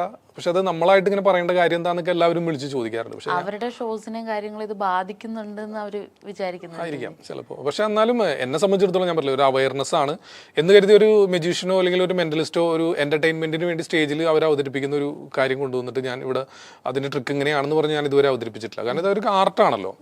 ഇപ്പോൾ ഞാൻ അവതരിപ്പിക്കുന്ന മെന്റലിസം ആണെങ്കിലും അല്ലെങ്കിൽ എന്ത് വലിയ ട്രിക്ക് ആണെങ്കിലും അല്ലെങ്കിൽ എത്ര വലിയ അത്ഭുതമാണെങ്കിലും ഇതൊക്കെ 1, 2, 3 വർഷം കഴിയുമ്പോൾ ഇതൊക്കെ ഇനിയിപ്പോൾ പുറത്താവും, റിവീലാവും. കാരണം ഇന്ന് സോഷ്യൽ മീഡിയയിൽ എല്ലാം അവൈലബിൾ ആണ്. അങ്ങനെയായി മാറി, ഈ കാലഘട്ടം അങ്ങനെ തന്നെയാണ്. അപ്പോൾ തീർച്ചയായിട്ടും അത് കുറച്ച് നാൾ കഴിഞ്ഞാൽ വീണ്ടും നമ്മൾ പുതിയ എന്ന് കരുതി ഇപ്പോൾ റിവീലായി എന്ന് കരുതിക്കൊണ്ട് ഈ കലയില്ലാതെ ആവുന്നില്ല. അപ്പോൾ മാജിക്കിന്റെ ട്രിക്കുകൾ റിവീലായി, ഇപ്പോൾ മെന്റലിസം എന്ന പേരിൽ പുതിയ ഏറ്റവും ലേറ്റസ്റ്റ് വേർഷൻ ആയിട്ട് പോകുന്നു. ഇനി മെന്റലിസത്തിന്റെ ട്രിക്കുകളും റിവീലാവും കുറച്ച് നാൾ കഴിഞ്ഞ് കഴിയുമ്പോൾ. ഇപ്പോഴേ കുറേ കാര്യങ്ങളൊക്കെ റിവീലായിക്കൊണ്ടിരിക്കുന്നുണ്ട്, കുറേ ചാനലുകളൊക്കെ വരുന്നുണ്ട്. അപ്പോൾ ഇനി അത് റിവീലാവുമ്പോൾ എന്ന് കരുതി ഈ കലയില്ലാതെ ആവില്ല, കല വീണ്ടും അതിജീവിക്കും. അപ്പൊ പുതിയ ട്രിക്കുകളായിട്ട് വീണ്ടും വരും. അല്ലെങ്കിൽ ഇനിയിപ്പോൾ മെന്റലിസം ആയിരിക്കില്ല, ചിലപ്പോൾ വേറെ ഒരു ടൈറ്റിലായിരിക്കും വരാൻ പോകുന്നത്. അപ്പോൾ ആ രീതിയിൽ തന്നെയാണല്ലോ. അപ്പോൾ എന്നെ സംബന്ധിച്ചിടത്തോളം ഇതൊരു അവയർനെസ്സിന്റെ ഭാഗമായിട്ട്, കാരണം ഇപ്പൊ നിങ്ങൾക്കും ഇത് ചെയ്യാൻ സാധിക്കും. ഇത് പ്രാക്ടീസ് ചെയ്ത് കഴിഞ്ഞാൽ ഇത് എല്ലാവർക്കും ചെയ്യാൻ സാധിക്കുന്ന കാര്യം തന്നെ, അല്ലാതെ ഇതൊരു ദിവ്യാത്ഭുതമോ അത്ഭുത സിദ്ധിയോ അമാനുഷികതയോ ഒന്നുമല്ല എൻ്റെ പിന്നിൽ എന്ന് ബോധ്യപ്പെടുന്നതിന് വേണ്ടി നമ്മൾ അവതരിപ്പിക്കുന്നത് മാത്രമേ ഉള്ളൂ. ഇപ്പൊ ഏകദേശം ഫാസിൽ ബഷീർ എന്ന് പറയുന്ന വ്യക്തിയെ പറ്റിയൊക്കെ കുറെ ആളുകൾക്ക് മനസ്സിലായിട്ടുണ്ടാവും. അപ്പൊ ഇനി ഈ സ്റ്റേജ് ഷോയിൽ മാത്രം കാണുന്ന ആ ഒരു ഇത് ഞങ്ങളുടെ മൂവി വേൾഡ് പ്രേക്ഷകർക്ക് കാണാൻ വേണ്ടിയിട്ടുള്ളൊരു അവസരമാണ് ഇപ്പോൾ. അപ്പം എന്തെങ്കിലും 2 പെർഫോമൻസ് ഞങ്ങൾക്ക് വേണ്ടിയിട്ട് കാഴ്ചവെക്കാമോ? നമുക്കങ്ങനെ എന്താ പറയുക, ഉപകരണങ്ങളോ കാര്യങ്ങളോ ഒന്നും വെച്ചിട്ടല്ല. ഞാൻ പറഞ്ഞല്ലോ, മെന്റലിസം എന്ന് വെച്ചാൽ നമുക്കൊരു പെന്നും പേപ്പറും ഒക്കെ ഉണ്ടെങ്കിലൊക്കെ നമുക്ക് ചെയ്യാൻ പറ്റുന്ന കാര്യങ്ങൾ തന്നെയാണ്. അപ്പോൾ നമുക്ക് ഇവിടുന്ന് ഏതെങ്കിലും ഒരു 3 പ്രൊഡക്റ്റുകൾ ഏതെങ്കിലും ഒന്ന് സെലക്ട് ചെയ്യണമെന്നുണ്ടെങ്കിൽ നമുക്ക്, ഞാൻ ഇതിന് മുമ്പ് ചെയ്തിട്ടുള്ള എഫക്റ്റ് തന്നെയാണ്, നമുക്കൊന്ന് റാൻഡമായിട്ട് ഏത് വേണമെങ്കിലും സെലക്ട് ചെയ്യാം. ഒരെണ്ണം ഇവിടെ ഇരിക്കുന്നുണ്ട്, പോട്ട് ഇവിടെ ഉണ്ട്, വേറെ എന്തെങ്കിലും അവിടെ നിന്ന് എന്തെങ്കിലും ഒക്കെ ആയിട്ട് പറയാം, നോക്കിയിട്ട് എന്തുകൊണ്ടും എടുക്കാം. വാട്ടർ ബോട്ടിൽ ഇതിന് മുകളിൽ വെക്കാൻ പറ്റുന്ന വാട്ടർ ബോട്ടിൽ ഓക്കെ ആണോ? വാട്ടർ ബോട്ടിൽ കുഴപ്പമില്ല. വാട്ടർ ബോട്ടിൽ പിന്നെ എന്തുവേണമെങ്കിലും ഇവിടെ പ്രേക്ഷകർക്ക് കൂടെ കാണാൻ പറ്റുന്ന രീതിയിൽ എന്തുവേണമെങ്കിലും ഒരു 3 പ്രൊഡക്റ്റുകൾ എന്തുവേണമെങ്കിലും പറ്റും. വാട്ടർ ബോട്ടിൽ ഓക്കെ എടുത്തോളൂ. റിമോട്ട്, AC-യുടെ റിമോട്ട് ഓക്കെ ആണോ? എനിക്ക് മാറ്റണേ ചേഞ്ച് ചെയ്യാം. ഇല്ല, ഓക്കെ. ഇത് 3 മതി. ഓക്കെ, ഇത് 3ലേക്കൊന്ന് ജസ്റ്റ് ഒന്ന് മാറി ഒന്ന് നോക്കാം. ഇതിൽ 3ലേക്കൊന്ന് നോക്കാം. നോക്കിയോ? ഇതിലേക്ക് തന്നെയാണ് നോക്കുന്നത്. ഡൗൺ ലുക്ക് ആണല്ലോ. 1 2 3 ഇങ്ങനെ നോക്കാം. അല്ല, ഞാൻ വിചാരിച്ചു താഴെ കാലിലേക്ക് നോക്കുന്നതെന്ന് വിചാരിച്ചു. ഓക്കെ, ഇവിടെ പേപ്പർ പെൻ അതിലേക്ക് മാത്രം നോക്കുക, 3ലേക്ക്.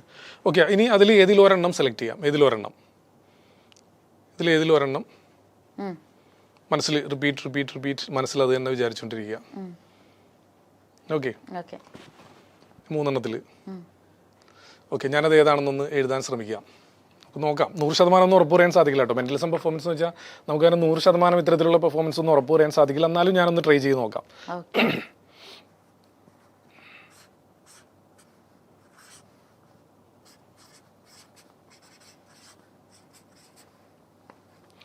ഓക്കെ, ഞാൻ എഴുതിയത് കയ്യിൽ തരട്ടെ? ഓക്കെ, ഇങ്ങനെ കയ്യിൽ പിടിച്ചോളൂ, ഇങ്ങനെ തന്നെ പിടിച്ചോളൂ.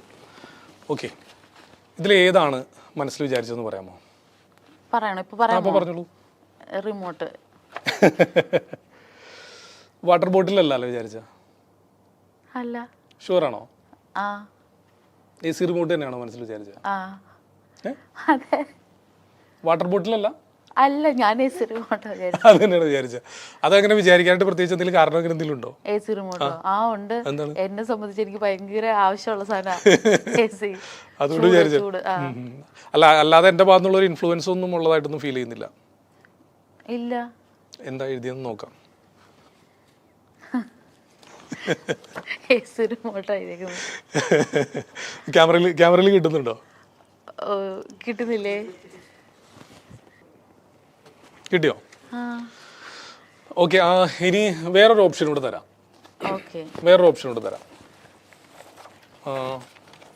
ഇതും ഞാൻ മുൻപ് ചെയ്തിട്ടുള്ള എഫക്റ്റുകൾ തന്നെയാണ്. വലിയ എഫക്റ്റുകൾ കാണണമെങ്കിൽ നിങ്ങൾ സ്റ്റേജ് ടിക്കറ്റ് എടുത്ത് പ്രോഗ്രാം ട്രിക്സ്മാനിയ കാണാൻ നേരിട്ട് വരും കേട്ടോ. ഞാൻ വലിയ എന്താ പറയുക, സ്റ്റേജിൽ പെർഫോം ചെയ്യുന്നതോ അല്ലെങ്കിൽ അത്തരത്തിലുള്ള കാര്യങ്ങളൊന്നും നമ്മൾ ഇന്റർവ്യൂലോ കാര്യങ്ങളൊന്നും, ഇത് പബ്ലിക്കിലേക്ക് പോകും, പലതരത്തിലുള്ള കമന്റ്സ് വരും. അപ്പൊ അതുകൊണ്ട് തന്നെ പ്രേക്ഷകർ ശ്രദ്ധിക്കണം. കൂടുതൽ കാര്യങ്ങൾ അറിയണമെങ്കിൽ ടിക്കറ്റ് എടുത്ത് കാണണം. ഓക്കെ, വളരെ ഞാൻ പറയുന്ന കാര്യം വളരെ ഫാസ്റ്റ് ആയിട്ടൊന്ന് മനസ്സിൽ വിചാരിക്കണം കേട്ടോ. അതായത് നല്ല സുഗന്ധമുള്ള ഏതെങ്കിലും ഒരു ഫ്ലവർ മനസ്സിൽ വിചാരിക്കുക. ഞാൻ 3 ഓപ്ഷൻ തരാം: റോസ്, ജാസ്മിൻ, ലില്ലി. അങ്ങനെ ഏതെങ്കിലും 3 ഫ്ലവറിൽ ഏതെങ്കിലും ഒന്ന് പെട്ടെന്നൊന്ന് മനസ്സിൽ വിചാരിക്കാം. വിചാരിച്ചു. ഓക്കെ, ഇപ്പൊ മനസ്സിലുണ്ടല്ലോ. റിപ്പീറ്റ് അത് തന്നെ ഇങ്ങനെ മനസ്സിൽ വിചാരിച്ചുകൊണ്ടിരിക്കുക. റിപ്പീറ്റ് അത് തന്നെ മനസ്സിൽ വിചാരിച്ചുകൊണ്ടിരിക്കുക. ഓക്കെ, അപ്പൊ നിങ്ങളുടെ മനസ്സിലാണ്, എനിക്കറിയില്ല. ഓക്കെ, ഞാനത് ഏതാണെന്നൊന്ന് എഴുതാൻ ശ്രമിക്കാം. ഇതും ഈ പറഞ്ഞ രീതിയിൽ തന്നെ ഞാൻ ഒന്നും കൂടെ ജാമ്യം എടുക്കുകയാണ്. കാരണം 100% ഉറപ്പൊന്നും പറയാൻ സാധിക്കില്ല. എന്നാലും നമുക്കൊന്ന് ട്രൈ ചെയ്ത് നോക്കാം. തെറ്റിപ്പോയി കഴിഞ്ഞാൽ ഞാൻ എന്ത് ചെയ്യാനാ? തെറ്റിപ്പോയി നമുക്ക് ക്യാമറ കട്ട് ചെയ്യാം. ഓക്കെ, ഞാൻ എഴുതിയിട്ടുണ്ട്, കയ്യിൽ പിടിക്കാം. ഏത് ഫ്ലവറാണ് മനസ്സിൽ വിചാരിച്ചത്? പറയാമോ? റോസാണോ? ക്യാമറ കട്ട് ചെയ്യേണ്ടി വരുമോ? ആണോ? അല്ല, ക്യാമറ കട്ട് ചെയ്യണമെന്ന് ചോദിക്കുകയാണ്. റോസ് തന്നെ ആയിരുന്നു വിചാരിച്ച? ഞാൻ അതാ പറഞ്ഞു, മെന്റലിസം 100% നമുക്കൊന്നും ഉറപ്പ് പറയാൻ സാധിക്കില്ല. എന്താണ് എഴുതിയെന്ന് നോക്കാം.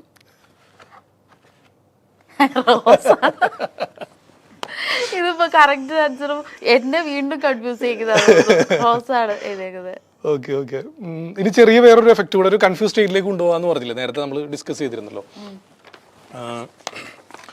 ഈ റോസ് ഫ്ലവർ ഉണ്ടല്ലോ, റോസ് ഫ്ലവറിന്റെ സുഗന്ധം ഐഡന്റിഫൈ ചെയ്യാൻ എല്ലാവർക്കും സാധിക്കും അല്ലേ? എല്ലാവർക്കും അല്ലേ അറിയാൻ പറ്റും. ഓക്കെ, കോമൺ ആണല്ലോ. കോമൺ ആണ്. ഓക്കെ, ഇപ്പൊ ഞാൻ പറയുന്ന കാര്യം അതുപോലെ ഒന്ന് റിപ്പീറ്റ് അതുപോലെ ഒന്ന് ചെയ്യാമോ? ഞാൻ പറയുന്ന അതേ രീതിയിൽ ചെയ്യാം. ഒന്ന് കൈയൊക്കെ ഒന്ന് നേരെ വെച്ചിട്ടൊന്ന് നേരെ ഇരിക്കാം, സ്ട്രൈറ്റ് ഫ്രീ ആയിട്ടിരുന്നു. ഓക്കെ, ഇനി ഞാൻ പറയുന്ന എൻ്റെ ഇൻസ്ട്രക്ഷൻ കൃത്യമായിട്ട് പാലിക്കണം. Okay, take a deep breath in, breath out, breath in, breath out. On the count of 3 please close your eyes. 1 2 3 close your eyes. Okay, കണ്ണ് നേരത്തെ അടച്ചിരുന്നു. ഓക്കെ ഓക്കെ, ചിരിക്കണ്ട. ഓക്കെ, കണ്ണടച്ചിരിക്കാം. ഓക്കെ, ഇനി ഞാനൊരു റോസ് ഫ്ലവർ കയ്യിൽ തരുന്നതായിട്ടൊന്ന് ഇമാജിനേഷൻ നടത്തുക. ഞാനൊരു റോസ് ഫ്ലവർ കയ്യിൽ തരുന്നതായിട്ടൊന്ന് മനസ്സിലൊന്ന് ഇമാജിനേഷൻ നടത്തുക. ഓക്കെ, ഇപ്പോൾ കയ്യിലൊരു റോസ് ഫ്ലവർ ഉണ്ട്. ആ റോസ് ഫ്ലവർ ഇതാ ഇങ്ങനെ പതുക്കെ ഒന്ന് സ്മെല്ല് ചെയ്ത് നോക്കുകയാണ്. അപ്പോൾ ആ സ്മെല്ല് കിട്ടുന്നുണ്ട്. അപ്പോൾ റോസ് ഫ്ലവറിൻ്റെ സ്മെല്ല് കിട്ടുന്നുണ്ട്. ആ കയ്യിൽ റോസ് ഫ്ലവറിൻ്റെ സ്മെല്ല് കിട്ടുന്നുണ്ട്. ഓക്കെ, ഇനി കയ്യിലൊരു റോസ് ഫ്ലവർ ഉണ്ടെന്ന് സങ്കല്പിച്ചിട്ടൊന്ന് കൈ ഒന്ന് സ്മെല്ല് ചെയ്തേ. റൈറ്റ് ഹാൻഡ്, കണ്ണ് തുറക്കണ്ട, കണ്ണടച്ചിട്ട് തന്നെ റൈറ്റ് ഹാൻഡ് ഒന്ന് സ്മെല്ല് ചെയ്യാം. കൈ എടുക്കാം, സ്മെല്ല് ചെയ്യാം.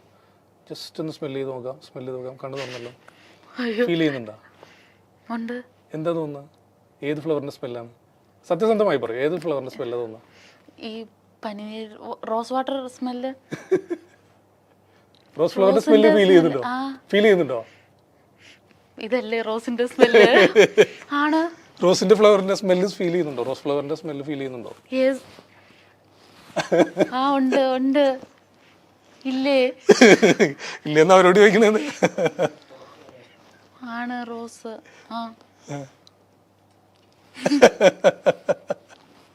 എന്താ പറയേണ്ടത് അറിയില്ലല്ലേ. ഇനി അടുത്തത് ഇത് എങ്ങനെയാണ് സംഭവിച്ചതെന്നായിരിക്കും ചോദിക്കേണ്ടത്. ആ ചോദ്യമാണ് ഇപ്പൊ മനസ്സിൽ വന്നത്. ഇതെങ്ങനെ? ആ ചോദ്യചിഹ്നമാണല്ലോ ഈ കലയെ നിലനിർത്തുന്നത്. പറയില്ലേ? ക്യാമറ കട്ട് ചെയ്തിട്ട് ഞാൻ പറയാം. ഇത് എത്ര നേരം നിൽക്കും ഈ സ്മെല്ല്? അത് ഞാൻ ഇവിടുന്ന് പോകുന്നവരുണ്ടാവും. ഞാൻ ശരിക്കും സർപ്രൈസ്ഡ് ആയിട്ടോ. കാരണം ഞാൻ ഒരിക്കലും ഇങ്ങനത്തെ ഒരു ഷോയിലൊന്നും ഇതുവരെ പാർട്ടിസിപ്പേറ്റ് ചെയ്തിട്ടില്ല. യൂട്യൂബ് ചാനൽസിൽ ഫാസിൽക്കാടെ തന്നെ ഇങ്ങനെ ഷോർട്സും കാര്യങ്ങളും കണ്ടിട്ടുണ്ടെന്നല്ലാതെ ഡയറക്റ്റായിട്ട് ഇൻവോൾവ് ചെയ്തിട്ടില്ല. അപ്പോൾ ഇന്നലെ മുതൽ എനിക്കൊരു ക്യൂരിയോസിറ്റി ഉണ്ടായിരുന്നു ആദ്യമായിട്ട് ഇതിൽ വരുന്നതിൻ്റെ. പക്ഷേ ഞാൻ പ്രതീക്ഷിച്ച ഒരു ക്യൂരിയോസിറ്റി അല്ല ഇവിടെ ഉണ്ടായിരുന്നത്. ഞാൻ പ്രഡിക്റ്റ് ചെയ്തില്ല ഇത്ര കറക്റ്റായിട്ട് ഏത് രണ്ടും പറയാൻ പറ്റുമെന്ന്. എനിക്കിപ്പോഴും ആ ഒരു ഹാലൂസിനേഷൻ എന്ന് പറയില്ലേ, ആ ഒരു സാധനത്തിലുള്ള. അപ്പോൾ അതിൻ്റെ ട്രിക്സൊക്കെ എന്താണെന്നൊക്കെ കറക്റ്റായിട്ട് എനിക്ക് പറഞ്ഞുതരാന്നൊക്കെ പറഞ്ഞു. ക്യാമറ കട്ട് ചെയ്താലേ പറഞ്ഞു തരുള്ളൂ എന്നാണ് പറയുന്നത്. അപ്പോൾ കട്ട് ചെയ്തിട്ട് ഞാൻ എന്താണെന്ന് കേട്ടോളാം. പിന്നെ ഇപ്പോൾ എന്തായാലും നമുക്ക് ആ ഒരു ഇൻ്റർവ്യൂ, ആ ഒരു ക്വസ്റ്റ്യൻസിലേക്ക് തന്നെ വീണ്ടും പോവാം. നമുക്കത് കണ്ടിന്യൂ ചെയ്യാം. ഈ കുറേ ആളുകളെ തകർക്കാൻ വേണ്ടി ശ്രമിക്കുന്നത് കുറച്ച് മുമ്പ് പറഞ്ഞില്ലേ, അത് പറഞ്ഞപ്പോഴാണ് ഞാൻ ഓർത്ത്. ലാസ്റ്റ് ഒരു 3-4 വീഡിയോക്ക് മുമ്പാന്ന് തോന്നുന്നു, ഒരു മുട്ട കൂടോത്രം ചെയ്തു വെച്ചു. അതെനിക്ക് പ്രാങ്ക് ആണെന്ന് തോന്നുന്നു. അതുമായി ബന്ധപ്പെട്ട് പിന്നെ ഒന്നും അത് വന്നിട്ടില്ല. ഞാൻ അതിന്റെ അപ്ഡേഷൻസ് അത് ഇപ്പൊ ആരെങ്കിലും പറ്റിക്കാൻ വേണ്ടി ചെയ്തായിരിക്കും. മുൻപ് എനിക്ക് കിട്ടിയിട്ടുണ്ട് ഇങ്ങനെ.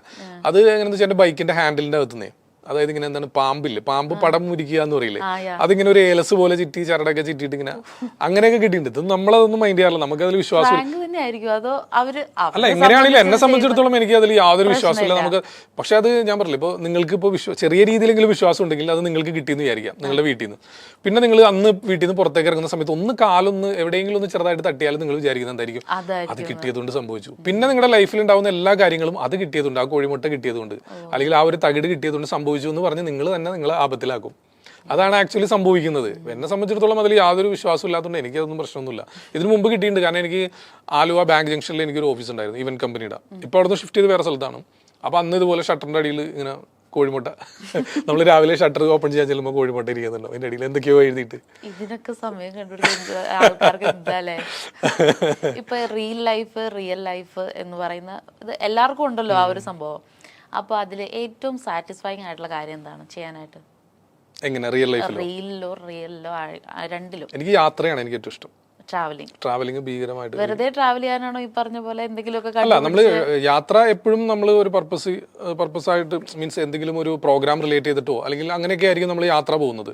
അപ്പോൾ ആ പ്രോഗ്രാമിന് പോയതിനു ശേഷം പിന്നെ ബാക്കിയുള്ള സമയം നമ്മൾ ആ ഒരു ഭാഗത്തുള്ള എന്താ പറയുക, ഒരുപാട് കാര്യങ്ങൾ നമ്മൾ കൂടുതൽ കാര്യങ്ങൾ ഞാൻ മനസ്സിലാക്കിയിരിക്കുന്നതൊക്കെ യാത്രയിൽ നിന്ന് തന്നെയാണ്. അറിവ് നേടുന്നതൊക്കെ യാത്രയിലൂടെ തന്നെയാണ്. അപ്പോൾ നമ്മൾ സ്കൂൾ വിദ്യാഭ്യാസത്തിൽ നിന്നോ അതിലൊക്കെ കിട്ടുന്നതിനേക്കാളും കൂടുതൽ അറിവ് നമ്മൾ നേടിയിരിക്കുന്നതൊക്കെ യാത്രയിൽ നിന്ന് തന്നെ. അപ്പോൾ ഏറ്റവും കൂടുതൽ ഇഷ്ടം എനിക്ക് യാത്ര ചെയ്യാൻ തന്നെ. അതല്ലാതെ പോകാറുണ്ട്, ഞങ്ങൾ ഫ്രണ്ട്സായിട്ട് തന്നെ ഇങ്ങനെ പോകാറുണ്ട്, ലക്ഷ്യമില്ലാത്ത യാത്രയും പോകാറുണ്ട്. അതല്ലാതെ ഇപ്പോൾ പോകുന്നതെല്ലാം ഈ പറഞ്ഞ പോലെ പ്രോഗ്രാം റിലേറ്റ് ചെയ്തിട്ടോ അല്ലെങ്കിൽ എന്തെങ്കിലും ആവശ്യമായി ബന്ധപ്പെട്ടുള്ള യാത്രയായിരിക്കും. പക്ഷെ അത് അങ്ങനെ പോകുമ്പോൾ ആ ആവശ്യം കഴിഞ്ഞതിന് ശേഷം ബാക്കി പിന്നെ നമ്മൾ ആ ഒരു അവിടുത്തെ കൾച്ചർ എന്താണ്, അവിടുത്തെ ജനങ്ങൾ എങ്ങനെയാണ് അത് ജീവിക്കുന്നത്, അങ്ങനെയുള്ള കാര്യങ്ങളൊക്കെ മനസ്സിലാക്കാൻ പോകും. അതിൽ ഏറ്റവും കൂടുതൽ എനിക്ക് ഫീൽ ചെയ്ത ഒരു കാര്യം നമ്മുടെ ഇന്ത്യയിൽ ധാരാവിയിൽ പോയി തന്നെയാണ്. ധാരാവി ഭീകരമായിട്ട് ഒരു നമ്മളുടെ മനസ്സിനെ തന്നെ മാറ്റിക്കളഞ്ഞ, അല്ലെങ്കിൽ ഇത്തരത്തിലുള്ള പ്രവർത്തനങ്ങളിലേക്കൊക്കെ ഞാൻ ഇറങ്ങാനുള്ള ഒരു കാരണം ധാരാവി തന്നെയാണ്. എന്താണ് അവിടെ എന്തായിരുന്നു എക്സ്പീരിയൻസ്? അല്ല, അവിടെ ബാഡ് എക്സ്പീരിയൻസ് എന്തായിരുന്നു? ബാഡ് എക്സ്പീരിയൻസ് മീൻസ് ഇപ്പം ഞാനിപ്പോൾ എപ്പോഴും ഈ ഒരു കലാരംഗത്ത് നമ്മൾ നിൽക്കുമ്പോൾ പ്രശസ്തനാവണം, പണം ഉണ്ടാക്കണം, വലിയ വീട് വേണം, വലിയ വാഹനങ്ങൾ വേണം എന്നുള്ള ചിന്തയാണ്. എന്നെ സംബന്ധിച്ചിടത്തോളം തുടക്കത്തിൽ അങ്ങനെ തന്നെയായിരുന്നു. മറ്റുള്ള ആളുകളും ബഹുഭൂരിപക്ഷം ആളുകളും അങ്ങനെ തന്നെ ആയിരിക്കും ചിന്തിക്കുന്നത്.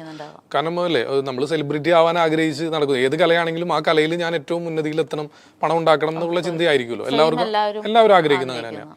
പക്ഷെ ആ ഒരു ആഗ്രഹം ഒരു പരിധിവരെ എൻ്റെ മനസ്സിൽ നിന്ന് പോകാൻ കാരണമായത് ഈ പറഞ്ഞ ധാരാവിയാണ്. കാരണം അവിടെ എന്ന് വെച്ച് കഴിഞ്ഞാൽ ഒരു 100 സ്ക്വയർ ഫീറ്റ് ആണ് ഒരു വീടെന്ന് പറയുന്നത്. ആ 100 സ്ക്വയർ ഫീറ്റിൽ 5-6 ആളുകൾ താമസിക്കുന്നത്.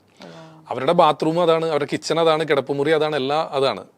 അപ്പോൾ അത്തരത്തിലുള്ള ഒരു അവസ്ഥയൊക്കെ നമ്മൾ കാണും. കാരണം അതായത് കുളിക്കാനായിട്ട് അവർ എല്ലാ സാധനങ്ങളും പുറത്തോട്ടെടുത്ത് മാറ്റിയിട്ടൊക്കെയാണ് അതിൻ്റെ അകത്ത് കുളിക്കുന്നത് വരെ നമ്മൾ കണ്ടിട്ടുണ്ട്. ആളുകളൊക്കെ പുറത്തേക്ക് ഇറങ്ങിക്കും, അല്ലെങ്കിൽ വീടൊക്കെ വളരെ എന്താ പറയുക, അത് നമുക്ക് പറയാൻ പറ്റില്ല. ഇവർ വീട്ടിൽ നിന്ന് പുറത്തേക്ക് ഇറങ്ങുന്നത് ഒരു നമ്മുടെ കാന എന്ന് പറയില്ലേ, ആ ഒരു ഡ്രെയിനേജ്, അതിലേക്കാണ് ഇവർ ഇറങ്ങുന്നത്. കാരണം ഒരു സ്ലാബ് ഇങ്ങനെ പിടിച്ചിട്ട് കോൺക്രീറ്റിന്റെ സ്ലാബ് വെച്ച് ഇങ്ങനെ വഴി അതാണ്, ഇവർ ഇറങ്ങി നിൽക്കുന്ന അതിലാണ്. അതിന്റെ മുകളിലൂടെയാണ് ഇവർ നടക്കുന്നത്. കാരണം രണ്ടുപേർ അങ്ങോട്ടും ഇങ്ങോട്ട് പോയാൽ ഒരാൾ ഇങ്ങനെ ചരിഞ്ഞ് നിന്ന് കൊടുക്കണം. അത്രയും വലിപ്പം മാത്രമുള്ള വഴികളിലൂടെയാണ് ഇവർ സഞ്ചരിക്കുന്നത്. നമ്മൾ അതിന്റെ ഉള്ളിൽ കയറി കഴിഞ്ഞാൽ പുറത്തേക്ക് ഇറങ്ങണമെങ്കിൽ അവിടെ ഉള്ള ആൾ വേണം കേട്ടോ. വഴി നമുക്ക് മനസ്സിലാക്കി നമ്മളെ പുറത്ത് കൊണ്ടുവന്നാക്കാൻ അതിന്റെ അകത്തുള്ള ഒരാളില്ലാതെ നമുക്ക് പുറത്തേക്ക് ഇറങ്ങാൻ സാധിക്കില്ല. കാരണം അത്രയും ഇങ്ങനെ ഗല്ലികൾ അങ്ങനത്തെയാണ്.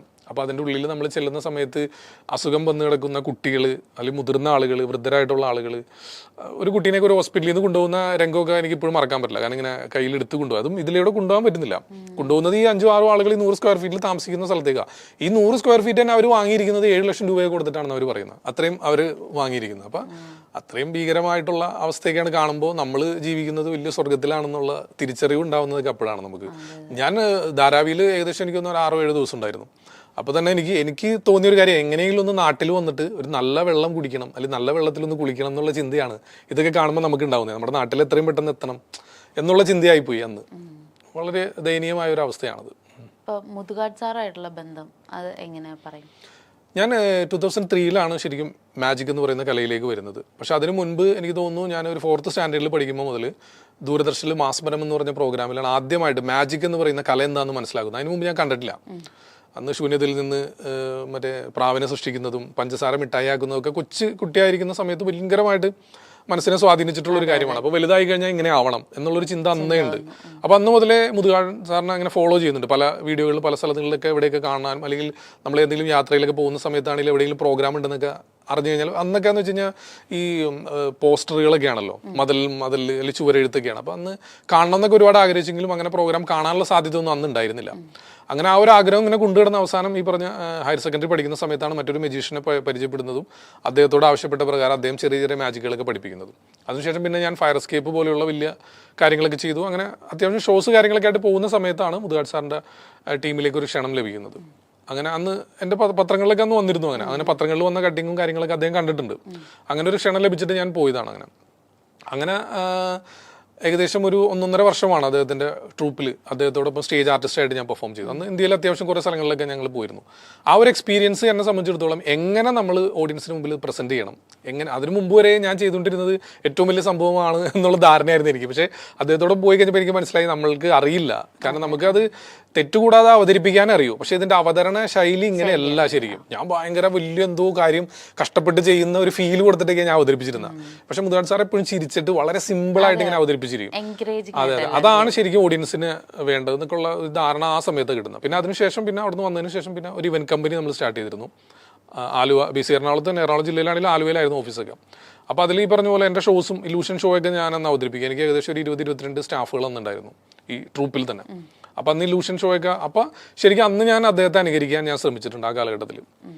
അങ്ങനെ ശരിക്കും പറഞ്ഞാൽ അദ്ദേഹം ഗുരുസ്ഥാനത്ത് തന്നെയാണ്. അതുപോലെ തന്നെ മജീഷ്യൻ സാമ്രാജ്യം ആണെങ്കിലും ഗുരുസ്ഥാനത്ത് തന്നെയാണ്. അവരെല്ലാവരും അവരുടെ ഷോയും അല്ലെങ്കിൽ വീഡിയോകളാണെങ്കിലും അത് കണ്ട പ്രചോദനം ഉൾക്കൊണ്ടുകൊണ്ടാണ് നമ്മൾ ഇത്തരത്തിലുള്ള കാര്യങ്ങളിലേക്കൊക്കെ ഇറങ്ങിയത്. പിന്നെ ഇപ്പോൾ മെന്റലിസം എന്ന് വെച്ച് കഴിഞ്ഞാൽ ഇപ്പോൾ ഈ ലേറ്റസ്റ്റ് ആയിട്ട് എനിക്ക് 2016 ഒരു മെന്റലിസ്റ്റ് എന്നൊരു ടൈറ്റിലേക്ക് ഞാൻ മാറിയത്. ശരിക്കും 2010 കൂടി ഞാൻ പൂർണ്ണമായിട്ട് ഒഴിവാക്കിയിരുന്നു. ഒരു 6 വർഷത്തോളം ഞാൻ പിന്നെ ചെയ്തിട്ടേ ഇല്ല. മാജിക് ചെയ്തിട്ടില്ല, ഗ്യാപ്പ് ഇട്ടു. ഫുൾ എൻ്റെ ഇവന്റ് ഡയറക്ഷനിൽ തന്നെ ഫോക്കസ് ചെയ്തിട്ട് അങ്ങനെയുള്ള പ്രോഗ്രാംസും അങ്ങനെ ബിസിനസ് കാര്യങ്ങളുമായിട്ട് അതിൽ ഫുൾ എൻഗേജ്ഡ് ആയിരുന്നു. 2016 മെന്റലിസ്റ്റ് എന്നുള്ളൊരു ടൈറ്റിൽ വീണ്ടും പ്രോഗ്രാമായിട്ട് ഞാൻ വീണ്ടും വരുന്നത്. അത് ശരിക്കും അപ്പോഴും വിദേശ മെന്റലിസ്റ്റ് ഒരുപാടൊന്നും ഞാൻ കണ്ടിട്ടില്ലെങ്കിലും വളരെ കുറച്ച് മെന്റലിസ്റ്റുകളുടെയൊക്കെയാണ് നമ്മൾ ഫോളോ ചെയ്യുന്നുള്ളൂ വിദേശത്തുള്ള. അവരുടെ ആണെങ്കിലും അല്ലെങ്കിൽ എൻ്റെ സുഹൃത്തായിട്ടുള്ള മെന്റലിസ്റ്റ് ആദി, അവരുടെയൊക്കെ ഷോ കണ്ട പ്രചോദനം ഉൾക്കൊണ്ടുകൊണ്ട് തന്നെയാണ് നമ്മളും വീണ്ടും ഈ ഒരു മെന്റലിസ്റ്റ് എന്നുള്ള ടൈറ്റിലേക്ക് വന്നതും. ഇത് കാണുമ്പോൾ നമുക്കറിയാം മാജിക്കിന്റെ ബേസ് ഉള്ളത് കൊണ്ട് തന്നെ നമുക്കറിയാം ഇതെങ്ങനെയാണ് ചെയ്യേണ്ടത്, എന്താണ് ഇതിന്റെ റൂട്ടുകൾ എന്നുള്ളത് നമുക്ക് അറിയാൻ പറ്റും. അങ്ങനെയാണ് പിന്നെ ഒരു ഷോ സെറ്റ് ചെയ്യുന്നതും. ഷോ സെറ്റ് ചെയ്ത ഫസ്റ്റ് പേര് എൻ്റെ സ്പെക്ടാക്കിൾ എന്നായിരുന്നു ആദ്യത്തെ ഷോയുടെ ടൈറ്റിൽ. അത് പിന്നെ ചേഞ്ച് ചെയ്തിട്ട് പിന്നെ ഞാൻ ട്രിക്സ് ചാനൽ തുടങ്ങിയ സമയത്ത് ഷോയുടെ ടൈറ്റിലും ഞാൻ ചേഞ്ച് ആക്കിയിട്ട് ട്രിക്സ് മാനിയ തന്നെ ആക്കി. അങ്ങനെയാണ് വന്നത്. അപ്പോൾ സാറായിട്ട് സത്യത്തിൽ ആ ഒരു നല്ല ബന്ധം തന്നെയാണ് സാറായിട്ട് ഇപ്പോഴും. മുതുകാട് സാറായിട്ടാണെങ്കിലും സാമ്രാജ് സാറായിട്ടാണെങ്കിലും നല്ല അടുപ്പം തന്നെയാണ് ഇപ്പോഴും. ഇപ്പോൾ മുതുകാട് സാറിൻ്റെ ഇപ്പോൾ റിലേറ്റഡ് കുറച്ച് ഇഷ്യൂസ് ഉണ്ടല്ലോ. ഇപ്പോൾ ആ ഇഷ്യൂസിനെ പറ്റിയിട്ടൊന്നും ഞാൻ ചോദിക്കുന്നില്ല, പക്ഷെ അതിൽ ഇഷ്യൂസിൻ്റെ ആയിട്ട് ബന്ധപ്പെട്ട് കുറച്ച് റെസ്പോൺസ് ചെയ്യുന്ന വീഡിയോസ് ഒക്കെ കണ്ടിരുന്നു. അപ്പോൾ ആ വീഡിയോസ് വരുന്നത് എന്തേ ഇത്ര ലേറ്റായി എന്നുള്ള കുറേ കമൻസും കാര്യങ്ങളൊക്കെ കാണുന്നുണ്ട്. അല്ല, ആക്ച്വലി ഞാൻ നാട്ടിലില്ല. ശരിക്കും ഞാനിപ്പോൾ ഒരു മാസം എങ്ങനെ പോയാലും 2 ആഴ്ച പുറത്തായിരിക്കും, വിദേശത്തായിരിക്കും. മിക്കവാറും അങ്ങനെ തന്നെയാണ് ഇപ്പോൾ. അപ്പോൾ സത്യത്തിൽ ഈ വിഷയം നടക്കുന്ന സമയത്തും ഞാൻ ഒരുപാട് കമ്മിറ്റ് ചെയ്തിരിക്കുന്ന ഒരുപാട് പ്രോഗ്രാംസ് ഉണ്ട്. മിക്കവാറും പലതും ടിക്കറ്റ് ഷോസ് ഒക്കെയാണ്. അപ്പോൾ നമുക്ക് അതിൻ്റെ ഉത്തരവാദിത്തങ്ങളുണ്ട്. മാത്രമല്ല എൻ്റെ ഏറ്റവും ലേറ്റസ്റ്റ് ഷോ, അതായത് ട്രിക്സ് മാനിയ എന്ന് പറയുന്ന ഈ ടൈറ്റിൽ തന്നെ പോകുന്നതിൽ ഒരു സെഗ്മെന്റ് ടൈം ട്രാവൽ എന്ന് വെച്ചൊരു സെഗ്മെന്റ് നമ്മൾ ചെയ്യുന്നുണ്ട്. ഒരു പരീക്ഷണാടിസ്ഥാനത്തിൽ നമ്മൾ പ്ലാൻ ചെയ്തൊരു സാധനമാണ്. അപ്പോൾ അതിന് വേണ്ടിയുള്ള പ്രാക്ടീസും കാര്യങ്ങളൊക്കെ നടന്നുകൊണ്ടിരിക്കുന്ന സമയത്താണ് ഈ വിഷയം ഇങ്ങനെ വരുന്നത്.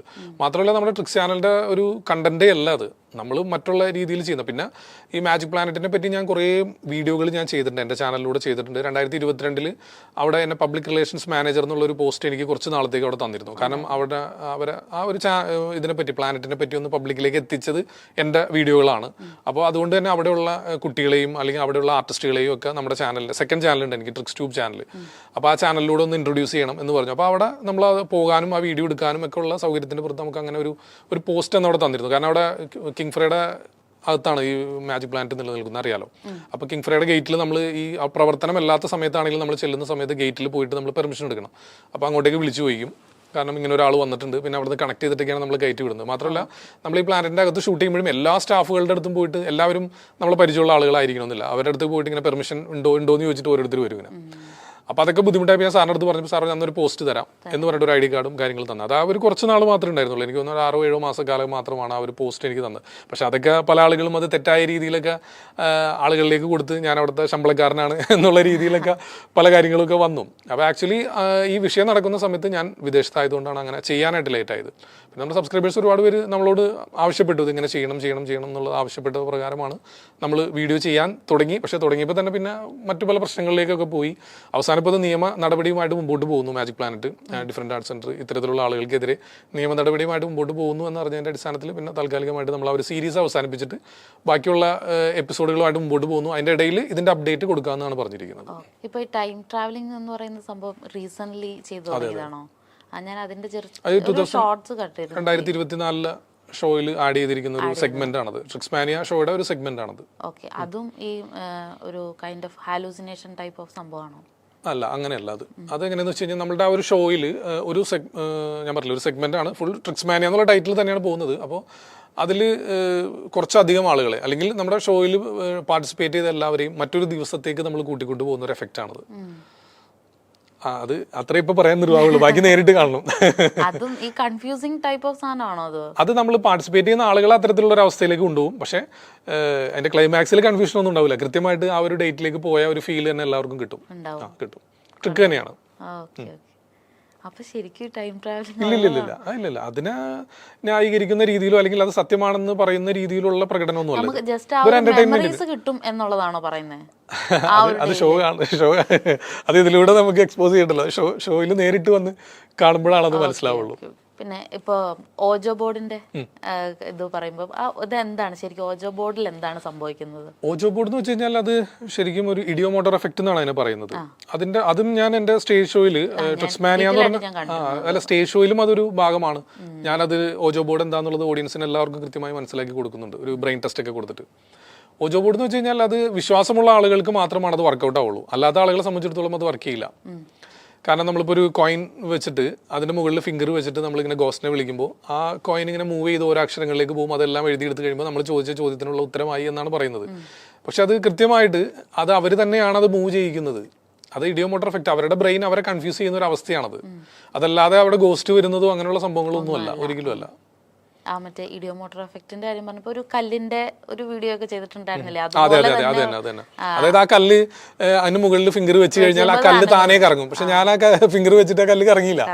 കാരണം എന്റെ മൈൻഡിൽ അങ്ങനെ ഇല്ല. മീൻസ് അത് കറങ്ങണം എന്നുള്ള ചിന്ത എന്റെ മനസ്സിലില്ല. അപ്പൊ ഈ കോയിൻ അനങ്ങും എന്ന് നമ്മൾ വിചാരിച്ചാലേ അത് അനങ്ങുന്നുള്ളൂ. അങ്ങനെയല്ല. അതായത് ഈ ഇതിൽ ഗോസ്റ്റ് വരുമെന്നും റിയൽ ആയിട്ട് ഇങ്ങനെ സംഭവിക്കുമെന്നും അന്ധമായ ഭീകരമായ വിശ്വാസം വെച്ച് പുലർത്തുന്ന ആളുകളെ സംബന്ധിച്ചിടത്തോളം അത് വർക്കൗട്ട് ആവും. അവർ അതേ രീതിയിൽ ഒരു അറ്റ്മോസ്ഫിയറിൽ ഇരുന്നിട്ട് ഇങ്ങനെ ഈ ഓജോ ബോർഡ് കളിച്ചു കഴിഞ്ഞാൽ അവരുടെ ഫിംഗർ താനെ മറ്റൊരാൾ മൂവ് ചെയ്തതായിട്ട് അവർക്ക് ഫീൽ ചെയ്യും. പക്ഷേ നമ്മുടെ ബ്രെയിൻ നമ്മളെ തന്നെ കൺഫ്യൂസ് ചെയ്യുന്ന ഒരു അവസ്ഥയുണ്ട്. അതിനെയാണ് ഇഡിയോ മോട്ടോർ എഫക്റ്റ് എന്ന് പറയുന്നത്. ഇപ്പോൾ ഞാൻ പറഞ്ഞില്ല, ഇപ്പോൾ ഹിപ്നോട്ടിസം ചെയ്യുന്ന സമയത്ത് നിങ്ങളുടെ ബ്രെയിനിനെ ഞാൻ പല സജഷനും തന്ന് നിങ്ങളുടെ ബ്രെയിനെ എൻ്റെ കൺട്രോളിലാക്കിയ വളരെ കുറച്ച് സമയത്തേക്ക്, മീൻസ് അതായത് ഒന്ന് തെറ്റിദ്ധരിപ്പിക്കുക, ഒരു കൺഫ്യൂസ് സ്റ്റേറ്റിലേക്ക് കൊണ്ടുപോവുകയാണ് നിങ്ങളെ. ശരിയാണല്ലോ, അത് ഒരുപാട് സമയം നീണ്ടു നിൽക്കില്ല, കുറച്ച് സമയം, ആ ഒരു എഫക്റ്റ് കഴിഞ്ഞാൽ തീർന്നു, അത്രേ ഉള്ളൂ. അതേ രീതിയിൽ തന്നെ നിങ്ങളറിയാതെ നിങ്ങളുടെ ബ്രെയിൻ നിങ്ങളെ കബളിപ്പിക്കുന്ന ഒരു അവസ്ഥയാണ് ഇഡിയോ മോട്ടോർ എഫക്റ്റ്. അതാണ് അവിടെ വർക്കൗട്ട് ആവുന്നത്. എല്ലാവരിലും സംഭവിക്കില്ല, അന്ധമായി ഇത് വിശ്വസിച്ചിരിക്കുന്ന ആളുകളെ സംഭവിക്കൂ. ഞാനിപ്പോൾ ഇത് പറയുമ്പോൾ കാണുന്ന പ്രേക്ഷകനും വെറുതെ തർക്കിക്കും, ഇങ്ങനെയല്ല, അത് സത്യമാണെന്ന് തർക്കിക്കുന്ന ഒരുപാട് ആളുകളുണ്ടാവും. പക്ഷേ അത്തരത്തിലുള്ള ആളുകൾക്ക് ഞാൻ ഒരു ബ്രെയിൻ ടെസ്റ്റ് തന്നെ കൊടുത്തിട്ട്, നമ്മൾ ലൈവ് ഷോയിൽ വരുമ്പോൾ നമ്മൾ കൃത്യമായ ഒരു ബ്രെയിൻ ടെസ്റ്റ് കൊടുത്ത് അവരെ മനസ്സിലാക്കി കൊടുക്കുന്നുണ്ട്. ഈ ചെയ്യുന്ന കാര്യങ്ങളും ഷോസൊക്കെ സ്ക്രിപ്റ്റഡ് ആണ്, ഫേക്ക് ആണെന്നൊക്കെ പറയുന്ന ഒരുപാട് ആളുകളുണ്ടല്ലോ, അവരോടൊക്കെ എന്താണ് പറയാനുള്ളത്? ഷോസ് അല്ലേ, മെന്റലിസം ഷോസ് അല്ലേ? എല്ലാം ഇപ്പൊ നമ്മള് ഈ മാജിക് ആയിട്ടോ അല്ലെങ്കിൽ മെന്റലിസം ആയിട്ടോ ഒക്കെ. മാജിക് ഷോ ഇലൂഷൻ ഞാൻ ചെയ്തുകൊണ്ടിരുന്ന സ്ക്രിപ്റ്റഡ് തന്നെയാണ്. കാരണം എന്താ വെച്ച് കഴിഞ്ഞാൽ എൻ്റെ അസിസ്റ്റന്റിനെ ഉപയോഗിച്ചാണല്ലോ ഓരോ കാര്യങ്ങൾ, വാനിഷ് ചെയ്യുന്നത് അവരെയാണ്, പ്രൊഡ്യൂസ് ചെയ്യുന്നത് അവരെയാണ്, ഓഡിയൻസിനെ വെച്ചിട്ടുള്ളൂ ചെയ്യുന്നത്. അപ്പോൾ അത് സ്ക്രിപ്റ്റഡ് ആണ്. അവർക്ക് പ്രാക്ടീസ് കൊടുത്ത് മെജീഷ്യനേക്കാൾ കൂടുതൽ പ്രാക്ടീസ് ചില എഫക്റ്റുകൾ ചെയ്യാനായിട്ട് അസിസ്റ്റന്റിന് വേണ്ടതായിട്ടുണ്ട്. അപ്പോൾ അത് പക്ക സ്ക്രിപ്റ്റഡ് ഷോ ആയിരുന്നു. അത് ഒരു എന്താ പറയുക, നമ്മളിപ്പോൾ ഒരു 9 മണിക്ക് തുടങ്ങിയാൽ 11 മണിക്ക് തീരുന്ന 2 മണിക്കൂർ തീരുന്ന ഷോ ആണെങ്കിൽ ആ 2 മണിക്കൂറും കറക്റ്റായിട്ടുള്ള മ്യൂസിക്കുകളും കാര്യങ്ങളും എല്ലാം പറയുന്ന ഡയലോഗുകൾ പോലും സ്ക്രിപ്റ്റഡ് ആയിരുന്നു. ഒന്നും മാറ്റം വരില്ല. എന്തെങ്കിലും ഒരു മാറ്റം വന്നാൽ പിന്നെ നമ്മുടെ കയ്യിൽ നിന്ന് പോകുമായിരുന്നു. അങ്ങനത്തെ ഒരു ഷോ ആയിരുന്നു. പക്ഷെ മെന്റലിസം എന്ന് പറയുന്ന ഷോ, ഇപ്പോൾ ചെയ്യുന്ന മെന്റലിസം ഹിപ്നോട്ടിസം ഷോ എന്ന് വെച്ചാൽ യാതൊരു തരത്തിലുള്ള സ്ക്രിപ്റ്റുള്ള ഷോ അല്ല. കാരണം ആരൊക്കെയാണ് സ്റ്റേജിലേക്ക് കയറി വരാൻ പോകുന്നത്, എന്തൊക്കെയാണ് സംഭവിക്കാൻ പോകുന്നത് എന്നുള്ളതൊന്നും നമുക്കറിയില്ല. അല്ല, അപ്പോൾ അത് ഓഡിയൻസിന് അറിയാം, കൃത്യമായിട്ട് അവർക്ക് അറിയാം. കാരണം നമ്മളിപ്പോൾ ഒരു ബോൾ ഓഡിയൻസിലേക്ക് എറിഞ്ഞിട്ട് അത് കിട്ടുന്ന ആളാണ് കയറി വരുന്നത് ഓഡിയൻസിൽ. ഇപ്പോൾ ബോളിനിപ്പോൾ ഞാൻ അറിയണമെന്ന് തന്നെ ഇല്ല, ഓഡിയൻസിലുള്ള മറ്റാരെങ്കിലും ഒരാളുടെ കയ്യിൽ കൊടുത്തിട്ട് അയാളുടെ അടുത്ത് എറിയാൻ പറയും, അത് കിട്ടുന്നവർക്ക് കയറി വരാം. ആ രീതിയിൽ തന്നെയാണ് ചെയ്യുന്നത്. പല എഫക്റ്റുകൾ നമ്മൾ ചെയ്യുന്ന സമയത്ത് ഇപ്പോൾ ഒരാൾ മനസ്സിൽ വിചാരിച്ച കാര്യം ഞാനല്ല പറയുന്നത്. ഇപ്പോൾ ഒരു ഭാര്യയും ഭർത്താവിനെയും സ്റ്റേജിലേക്ക് വിളിച്ചിട്ട് ഭർത്താവ് മനസ്സിൽ വിചാരിച്ച ഒരു കാര്യം, നമ്മൾ കൊടുക്കുന്ന കുറച്ച് കാര്യങ്ങൾ വെച്ചിട്ടാണ് മനസ്സിൽ വിചാരിച്ച ഒരു കാര്യം ഭാര്യനെ കൊണ്ട് പറയിപ്പിക്കുന്ന ഒരു എഫക്റ്റ് ഒക്കെ ഉണ്ട്. അപ്പോൾ അത്തരത്തിലുള്ള ഇതൊന്നും എന്ന് കരുതി അത്ഭുത സിദ്ധിയൊന്നും അല്ല കേട്ടോ, ഇതെല്ലാം ട്രിക്സ് ആണ്, ഇതിൻ്റെ പിന്നിലെല്ലാം സയൻസ് ആണെന്ന് തന്നെ പറഞ്ഞിട്ട് തന്നെ നമ്മൾ അവതരിപ്പിക്കുന്നത്. അപ്പോൾ അത്തരത്തിലുള്ള എഫക്റ്റുകളൊക്കെ ചെയ്യുന്നത്. അപ്പോൾ അത് കാണുന്ന പ്രേക്ഷകർക്ക്, ലൈവായിട്ട് നേരിട്ട് വന്ന് കാണുന്ന ആളുകൾക്ക് അറിയാം ഇതിൽ സ്ക്രിപ്റ്റ് ഒന്നുമില്ല, ഇത് റിയൽ ആയിട്ട് തന്നെ നമ്മൾ ഓഡിയൻസിൽ നിന്ന് തന്നെ ആളുകളെ എടുത്തിട്ട് തന്നെ ചെയ്യുന്നതാണെന്നുള്ളത് അവർക്കറിയാം. പക്ഷേ വീഡിയോയിലൂടെ കാണുന്ന ആളുകളെ സംബന്ധിച്ചിടത്തോളം അവർ വേണമെങ്കിൽ പറയും സ്ക്രിപ്റ്റാണ്, അത് നേരത്തെ പറഞ്ഞു കൊടുത്ത് ചെയ്തതാണെന്നൊക്കെ വേണമെങ്കിൽ അങ്ങനെ പറയാം. അങ്ങനെയൊന്നുമില്ല. അപ്പൊ ഇങ്ങനെ സ്ക്രിപ്റ്റഡ് ആണ്, ഫേക്ക് ആണെന്നൊക്കെ പറയുന്ന ആൾക്കാരോടുള്ള അല്ല, നമുക്ക് എല്ലാവരെയും നമുക്ക് അങ്ങനെ എന്താ പറയാ കൺവിൻസ് ചെയ്തിട്ട് ഷോ ചെയ്യാൻ പറ്റില്ല. എപ്പോഴും ഒരു നാണയത്തിന് 2 വശങ്ങളുണ്ടെന്ന് പറഞ്ഞ പോലെ ഇപ്പൊ നമ്മൾ ചെയ്യുന്ന, ഇപ്പൊ ഞാൻ പറഞ്ഞില്ല, ഇപ്പൊ ട്രിക്സ് ചാനലിൽ ഇപ്പൊ ഏകദേശം 7.5 ലക്ഷത്തോളം ഫോളോവേഴ്സ് ഉണ്ടെന്ന് പറഞ്ഞു, അല്ലെങ്കിൽ ഫേസ്ബുക്കിൽ 3. ഇപ്പോൾ എല്ലാവരും കൂടെ കൂട്ടി ഒരു 1 മില്യൺ ഉണ്ടെന്ന് വിചാരിച്ചു. ഈ 1 മില്യൺ ആളുകളും എന്നെ സപ്പോർട്ടേഴ്സ് ഒന്നും അല്ല. വിമർശിക്കാൻ വേണ്ടിയും നമ്മളെ സബ്സ്ക്രൈബ് ചെയ്തിരിക്കുന്ന ആളുകൾ ഉണ്ടാവാം. കാരണം അത് പറയാനുള്ള ഒരു കാരണം, മുൻപ് ഡിസ്ലൈക്ക് ഒക്കെ ഉണ്ടായിരുന്ന സമയത്ത് ഇപ്പോൾ ഡിസ്ലൈക്ക് കാണില്ല. നമ്മളൊരു വീഡിയോ പോസ്റ്റ് ചെയ്ത ആദ്യത്തെ സെക്കൻഡിൽ തന്നെ വരുന്നത് ഡിസ്ലൈക്കുകളായിരിക്കും, അല്ലെങ്കിൽ ആദ്യത്തെ സെക്കൻഡിൽ തന്നെ വരുന്ന നെഗറ്റീവ് കമൻസ് ആയിരിക്കും. അവർ കണ്ടിട്ട് പോലുമില്ല. ഇപ്പോൾ തന്നെ ഈ അടുത്തൊരു വീഡിയോ നമ്മൾ ഈ വിഷയവുമായി ബന്ധപ്പെട്ട് പേര് കയറാൻ കാരണമായ വീഡിയോയുമായി ബന്ധപ്പെട്ട് ഞാൻ വീഡിയോ ചെയ്തു. ഇവരാരും തന്നെ എൻ്റെ വീഡിയോ പൂർണ്ണമായും കണ്ടിട്ട് കമൻറ്റ് ചെയ്യുന്നവരല്ല. കാരണം ഒരു വീഡിയോ എഡിറ്റ് ചെയ്യാത്ത പൂർണ്ണ രൂപം അപ്ലോഡ് ചെയ്യണം എന്ന ആവശ്യം ഭീകരമായിട്ട് വന്നിരുന്നു. അങ്ങനെ പറഞ്ഞ് കുറേ നെഗറ്റീവ് കമൻസ് ഒക്കെ വന്നു. ഞാൻ ആ വീഡിയോ പൂർണ്ണമായിട്ടും അപ്ലോഡ് ചെയ്തു. അതിൻ്റെ ടൈറ്റിൽ തന്നെ വീഡിയോയുടെ പൂർണ്ണ രൂപം എന്നാണ് കൊടുത്തത്. അതിൻ്റെ അടിയിൽ വന്നിട്ട് വീണ്ടും കമന്റ് ഇടുന്നത് നീ വീഡിയോ പൂർണ്ണമായിട്ട് ഇടറ എന്ന് പറഞ്ഞിട്ടുള്ള കമന്റ് വരുന്നത്. ധൈര്യം ഉണ്ടെങ്കിൽ ഫുൾ വീഡിയോ ഇട്, അതേതാ ടൈറ്റിൽ തന്നെ അതാണ്. അപ്പൊ അതുപോലും വായിച്ചു നോക്കാതെ വന്ന് കമന്റ് ഇടുന്നത്. അപ്പോൾ എല്ലാവരെയും നമുക്ക് കൺവിൻസ് ചെയ്യാനൊന്നും സാധിക്കുന്നില്ല. അത് നമ്മൾ പറയാനുള്ളത് നമ്മൾ പറയും. നമ്മൾ പറയുന്ന കാര്യങ്ങളെല്ലാം തെളിവിൻ്റെ അടിസ്ഥാനത്തിലാണ്. ഇപ്പോൾ ട്രിക്സ് ചാനലിലാണെങ്കിൽ പോലും ആദ്യത്തെ എപ്പിസോഡ്, ഒന്നാമത്തെ എപ്പിസോഡ് മുതൽ ഇപ്പോൾ 278 എപ്പിസോഡ് നമ്മൾ ചെയ്ത് കഴിഞ്ഞു. എപ്പിസോഡ് വെച്ച് എണ്ണം നോക്കിയാൽ, അതല്ലാതെ നോക്കിയാൽ 300-ന് മുകളിൽ വീഡിയോകൾ നമ്മൾ ചെയ്തിട്ടുണ്ട്. കാരണം ഈ ഒരു അത്ഭുത വീഡിയോ ആയിട്ട് പ്രചരിക്കുന്ന അല്ലെങ്കിൽ ഒരു ഫേക്ക് വീഡിയോ പ്രചരിക്കുന്നതിൻ്റെ യാഥാർത്ഥ്യം നമ്മൾ റിവീൽ ചെയ്യുമ്പോഴാണ് നമ്മൾ എപ്പിസോഡിന് നമ്പർ കൊടുക്കാറ്. അതല്ലാതെ ചില കാര്യങ്ങൾ പറയുമ്പോൾ അത് എപ്പിസോഡായിട്ട് നമ്മൾ കൂട്ടാറില്ല, ഒരു വീഡിയോ അപ്ലോഡ് ചെയ്തു എന്നുള്ള രീതിയിൽ ഇടാറുള്ളൂ. അങ്ങനെ എപ്പിസോഡുകൾ നമ്മൾ പൊളിച്ചടുക്കിയിരിക്കുന്നത് നമ്മൾ നോക്കിയാൽ 278 വീഡിയോ നമ്മൾ ചെയ്തു. ഈ 278 വീഡിയോയിലും അല്ലെങ്കിൽ അതല്ലാതെ ചെയ്തിട്ടുള്ള വീഡിയോയിലും ഞാൻ പറഞ്ഞ കാര്യങ്ങളുടെ പരിപൂർണ്ണ ഉത്തരവാദിത്തം എനിക്ക് തന്നെയാണ്. അത് പൂർണ്ണമായിട്ട് ഞാൻ ഏറ്റെടുക്കുകയാണ്. എല്ലാം നമ്മൾ തെളിവിൻ്റെ അടിസ്ഥാനത്തിലാണ് പറഞ്ഞത്. അത് ഇന്നല്ലെങ്കിൽ നാളെ അവർക്ക് മനസ്സിലാവും. ചിലപ്പോൾ പെട്ടെന്ന് മനസ്സിലാക്കണമെന്നില്ല. അതാണ് ഞാൻ പറഞ്ഞത്, തുടക്കത്തിൽ ആദ്യത്തെ 1 വർഷം ഞാൻ എയറിലായിരുന്നു. എന്നിട്ട് നമ്മൾ പിന്മാറിയൊന്നുമില്ല അതിനകത്തുനിന്ന്. പക്ഷെ 1 വർഷം കഴിഞ്ഞപ്പോൾ ആളുകൾക്ക് മനസ്സിലായി. കാരണം ഇവൻ പറയുന്നത് എന്തൊക്കെയോ തെളിവുകളൊക്കെ വെച്ചിട്ടാണ് പറയുന്നത്. ആദ്യം എനിക്കെതിരുണ്ടായ ആരോപണം എൻ്റെ പേര് വെച്ചിട്ടായിരുന്നു. മുസ്ലിമായിട്ടുള്ള ഒരാൾ വന്നിട്ട് എന്തിന് ഹിന്ദുക്കളുടെ ഇതിനെ പറയുന്നു എന്നുള്ള രീതിയിലായിരുന്നു. പല രീതിയിൽ അങ്ങനെ വന്നു. പക്ഷെ കുറെ നാൾ കഴിഞ്ഞപ്പോൾ ആളുകളുടെ ഒരു ധാരണ ഇവനെ ഏതോ മതങ്ങളെ ഇടിച്ചു താഴ്ത്താൻ, ഇവന്റെ മതം മാത്രം വലുതാണെന്ന് പറയാൻ വന്നതാണ് എന്നുള്ളൊരു ധാരണയൊക്കെ പല ആളുകളും വെച്ച് പുലർത്തിയിട്ടാണ് എന്നെ ഇറങ്ങി കയറ്റിക്കൊണ്ടിരുന്നത്. പക്ഷെ പിന്നീട് ആളുകൾക്ക് മനസ്സിലായി ഇത് അങ്ങനെയൊന്നുമല്ല. കൃത്യമായിട്ട് എല്ലാത്തിലെയും ഈ പറഞ്ഞ തെറ്റാണ് എന്ന രീതിയിൽ, തെറ്റായ രീതിയിൽ ആളുകളെ ചൂഷണം ചെയ്യുന്നു. ഇപ്പം ചൂഷണം എന്ന് പറയുമ്പോൾ എപ്പോഴും ഇതിനൊക്കെ വിധേയരാവുന്നത് ഈ സാമ്പത്തികമായിട്ട് ബുദ്ധിമുട്ട് അനുഭവിക്കുന്ന ആളുകളും രോഗികളായിട്ടുള്ള ആളുകളാണ് സിദ്ധന്മാരെ, ആൾദൈവങ്ങളെ അല്ലെങ്കിൽ ഇത്തരത്തിലുള്ള കാര്യങ്ങളുടെയൊക്കെ പുറകിൽ പോകുന്നത്. അപ്പോൾ അവർക്കാണ് ശരിക്കും നമ്മൾ ഇത്തരത്തിലുള്ള വീഡിയോ ചെയ്യുന്നതുകൊണ്ട് ഉപകാരം അവർക്ക് തന്നെയാണ്. പക്ഷെ അതിലെല്ലാവരും മനസ്സിലാക്കുന്നില്ല എന്നുള്ളതും മറ്റൊരു വസ്തുതയാണ്. പക്ഷെ അത് ഈ 1 വർഷം കഴിഞ്ഞപ്പോൾ കുറേ ആളുകൾക്കൊക്കെ മനസ്സിലായി, കുറേ ആളുകളൊക്കെ വന്നു. അങ്ങനെയാണ് അത്രയും സബ്സ്ക്രൈബേഴ്സും ആളുകളൊക്കെ നമ്മളിലേക്ക് വന്നതും. അപ്പോൾ ഈ മെന്റലിസം എന്ന് പറയുന്ന കല പഠിക്കാൻ എല്ലാവർക്കും പറ്റും എന്ന് പറഞ്ഞല്ലോ. ജസ്റ്റ് അതിന് വേണ്ട ഒരു 3 ക്വാളിറ്റീസ് എന്ന് പറഞ്ഞാൽ എന്ത് പറയും? 3 ക്വാളിറ്റീസ് എന്ന് വെച്ച് കഴിഞ്ഞാൽ ആദ്യമായിട്ട് വേണ്ടത് ശരിക്കും പ്രാക്ടീസ് ആണ്. രണ്ടാമതായിട്ട് പറഞ്ഞു കഴിഞ്ഞാൽ അതും പ്രാക്ടീസ് തന്നെയാണ്. മൂന്നാമത്തെയും പ്രാക്ടീസ് തന്നെയാണ്. Practice practice practice that is successful. അത് നല്ല രീതിയിലുള്ള പ്രാക്ടീസ് ഉണ്ടെങ്കിൽ മാത്രമാണ് അത് ചെയ്യാൻ സാധിക്കുള്ളൂ. പക്ഷെ പ്രാക്ടീസ് ചെയ്യുമ്പോൾ കുറച്ച് ബുദ്ധിമുട്ട്. നമ്മൾക്ക് അത്ഭുതമൊന്നുമില്ലല്ലോ. അപ്പോൾ നിങ്ങൾ എന്തെങ്കിലും ഒരു എഫക്റ്റ് കാണിച്ച് ഞാൻ അത്ഭുതപ്പെടുത്തുമ്പോൾ എന്നെ സംബന്ധിച്ച് ഞാനൊരു കഷ്ടപ്പെട്ടൊരു ജോലി ചെയ്യാണ്. അതിൻ്റെ ട്രിക്ക് മറച്ചു വെച്ച് അത് തെറ്റ് കൂടാതെ ചെയ്യാനുള്ള ഒരു സംഭവം ഉണ്ടല്ലോ, അത് നല്ല രീതിയിൽ പ്രാക്ടീസ് ചെയ്യണത്. മാത്രമല്ല അങ്ങനെയല്ല, നമുക്ക് 100% ഓക്കെ ആയാലാണ് നമ്മൾ പബ്ലിക്കിലേക്ക് പറ്റുള്ളൂ. മറ്റേ മാജിക് നമ്മളിപ്പോൾ പ്രസന്റ് ചെയ്യുന്ന സമയത്ത് തെറ്റ് പറ്റിയാൽ മ്യൂസിക്കിൽ പോകുന്നത് കൊണ്ട് നമുക്കത് പ്രോബ്ലം ഇല്ല. ഇതങ്ങനെയല്ല, നമ്മൾ സംസാരിക്കണ്ടേ, നമ്മൾ നിങ്ങളായിട്ട് സംസാരിച്ചിട്ട് ചെയ്യണ്ടേ. നിങ്ങളുടെ അടുത്ത് ഇപ്പോൾ സ്റ്റേജിൽ നിൽക്കുന്ന സമയത്ത് സംസാരിച്ചിട്ട് ചെയ്യുമ്പോൾ തെറ്റിക്കഴിഞ്ഞാൽ ആളുകൾ തിരിച്ച് കൗണ്ടർ ഇങ്ങോട്ട് പറയില്ലേ, അതിന് മറുപടിയൊക്കെ പറയുന്നതൊക്കെ പാളിപ്പോയാൽ പിന്നെ ഷോ മൊത്തത്തിൽ പോകും കയ്യിൽ നിന്ന്. അപ്പോൾ അത് നമ്മുടെ മാനസികാവസ്ഥ ഭീകരമായ ഒരു ഘടകമാണതില്ലേ. അപ്പോൾ നല്ല രീതിയിലുള്ള പ്രാക്ടീസ് ഇല്ലാതെ നമുക്ക് സ്റ്റേജിൽ കയറി മെന്റലിസം പെർഫോം ചെയ്യാൻ സാധിക്കില്ല. നല്ല പ്രാക്ടീസ് വേണം. ക്യൂരിയോസിറ്റിയുടെ പുറത്തൊരു കാര്യം ചെയ്യും, ഈ ഷോസും കാര്യങ്ങളൊക്കെ ഇങ്ങനെ ചെയ്യുന്നത് കണ്ടിട്ട് മന്ത്രവാദം ചെയ്യാനും പ്രേതം പിടിക്കാനും ആൾക്കാർ വിളിക്കാറുണ്ടോ? അല്ല, ഇപ്പൊ ട്രിക്സ് ചാനൽ തുടങ്ങിയതിന് ശേഷം അങ്ങനെ ഇല്ല. പക്ഷെ മുൻപ് ഞാൻ ഫയർ എസ്കേപ്പ് ഒക്കെ ചെയ്ത സമയത്തൊക്കെ വീട്ടിലൊക്കെ ആളുകൾ വന്നിട്ടുണ്ട് ബാധ ഒഴിപ്പിക്കാനൊക്കെ. ഞാൻ പറഞ്ഞത് ട്രിക്കാണെന്ന് പറഞ്ഞിട്ടൊന്നും അവർ ആക്സെപ്റ്റ് ചെയ്യാൻ തയ്യാറായില്ല. നിങ്ങൾ വെറുതെ ഞങ്ങൾ ഒഴിവാക്കാൻ പറയുന്നതാണ്, ഇത്രയും വലിയ ചങ്ങലേക്കിട്ട് തീയിന്ന് പുറത്തിയാടി ആൾക്ക് ഇതൊന്നും ഈ ചെറിയ കാര്യം അങ്ങനെ പറഞ്ഞിട്ടൊക്കെ കുറെ ആളുകൾ വന്നിട്ടുണ്ട്, ഒരുപാട് പേര് വന്നിട്ടുണ്ട് കേട്ടോ. പക്ഷെ ഇപ്പം അങ്ങനെയൊന്നുമില്ല. ഇപ്പോൾ ആളുകൾക്കൊക്കെ മനസ്സിലായി. ഇപ്പോൾ മാജിക്കിൻ്റെ ട്രിക്ക് ഇപ്പോൾ ഞാനായിട്ടല്ല, അതല്ലാതെ തന്നെ ഒരുപാട് ചാനലുകളിൽ വന്നതിന് ശേഷം ഇത് ഇത്രയൊക്കെ ഉണ്ടായിരുന്നുള്ളൂ എന്നുള്ളത് ആളുകൾക്ക് മനസ്സിലായി തുടങ്ങി. ഓക്കെ, നമ്മുടെ മൂവി വേൾഡ് മീഡിയയുടെ പ്രേക്ഷകരോട് എന്താണ് ഫാസിൽക്കാക്ക് പറയാനുള്ളത്? സാധാരണ നമ്മൾ എപ്പോഴും ഞാൻ പറഞ്ഞില്ലേ, നമ്മുടെ ഇന്റർവ്യൂ ആണെങ്കിലും അല്ലെങ്കിൽ സ്റ്റേജ് ഷോ ആണെങ്കിലും അല്ലെങ്കിൽ നമ്മുടെ ചാനലാണെങ്കിലും ഒരു മെസ്സേജ് ആളുകൾക്ക് കൊടുക്കുക എന്നുള്ളത് തന്നെയാണ് നമ്മുടെ ലക്ഷ്യം.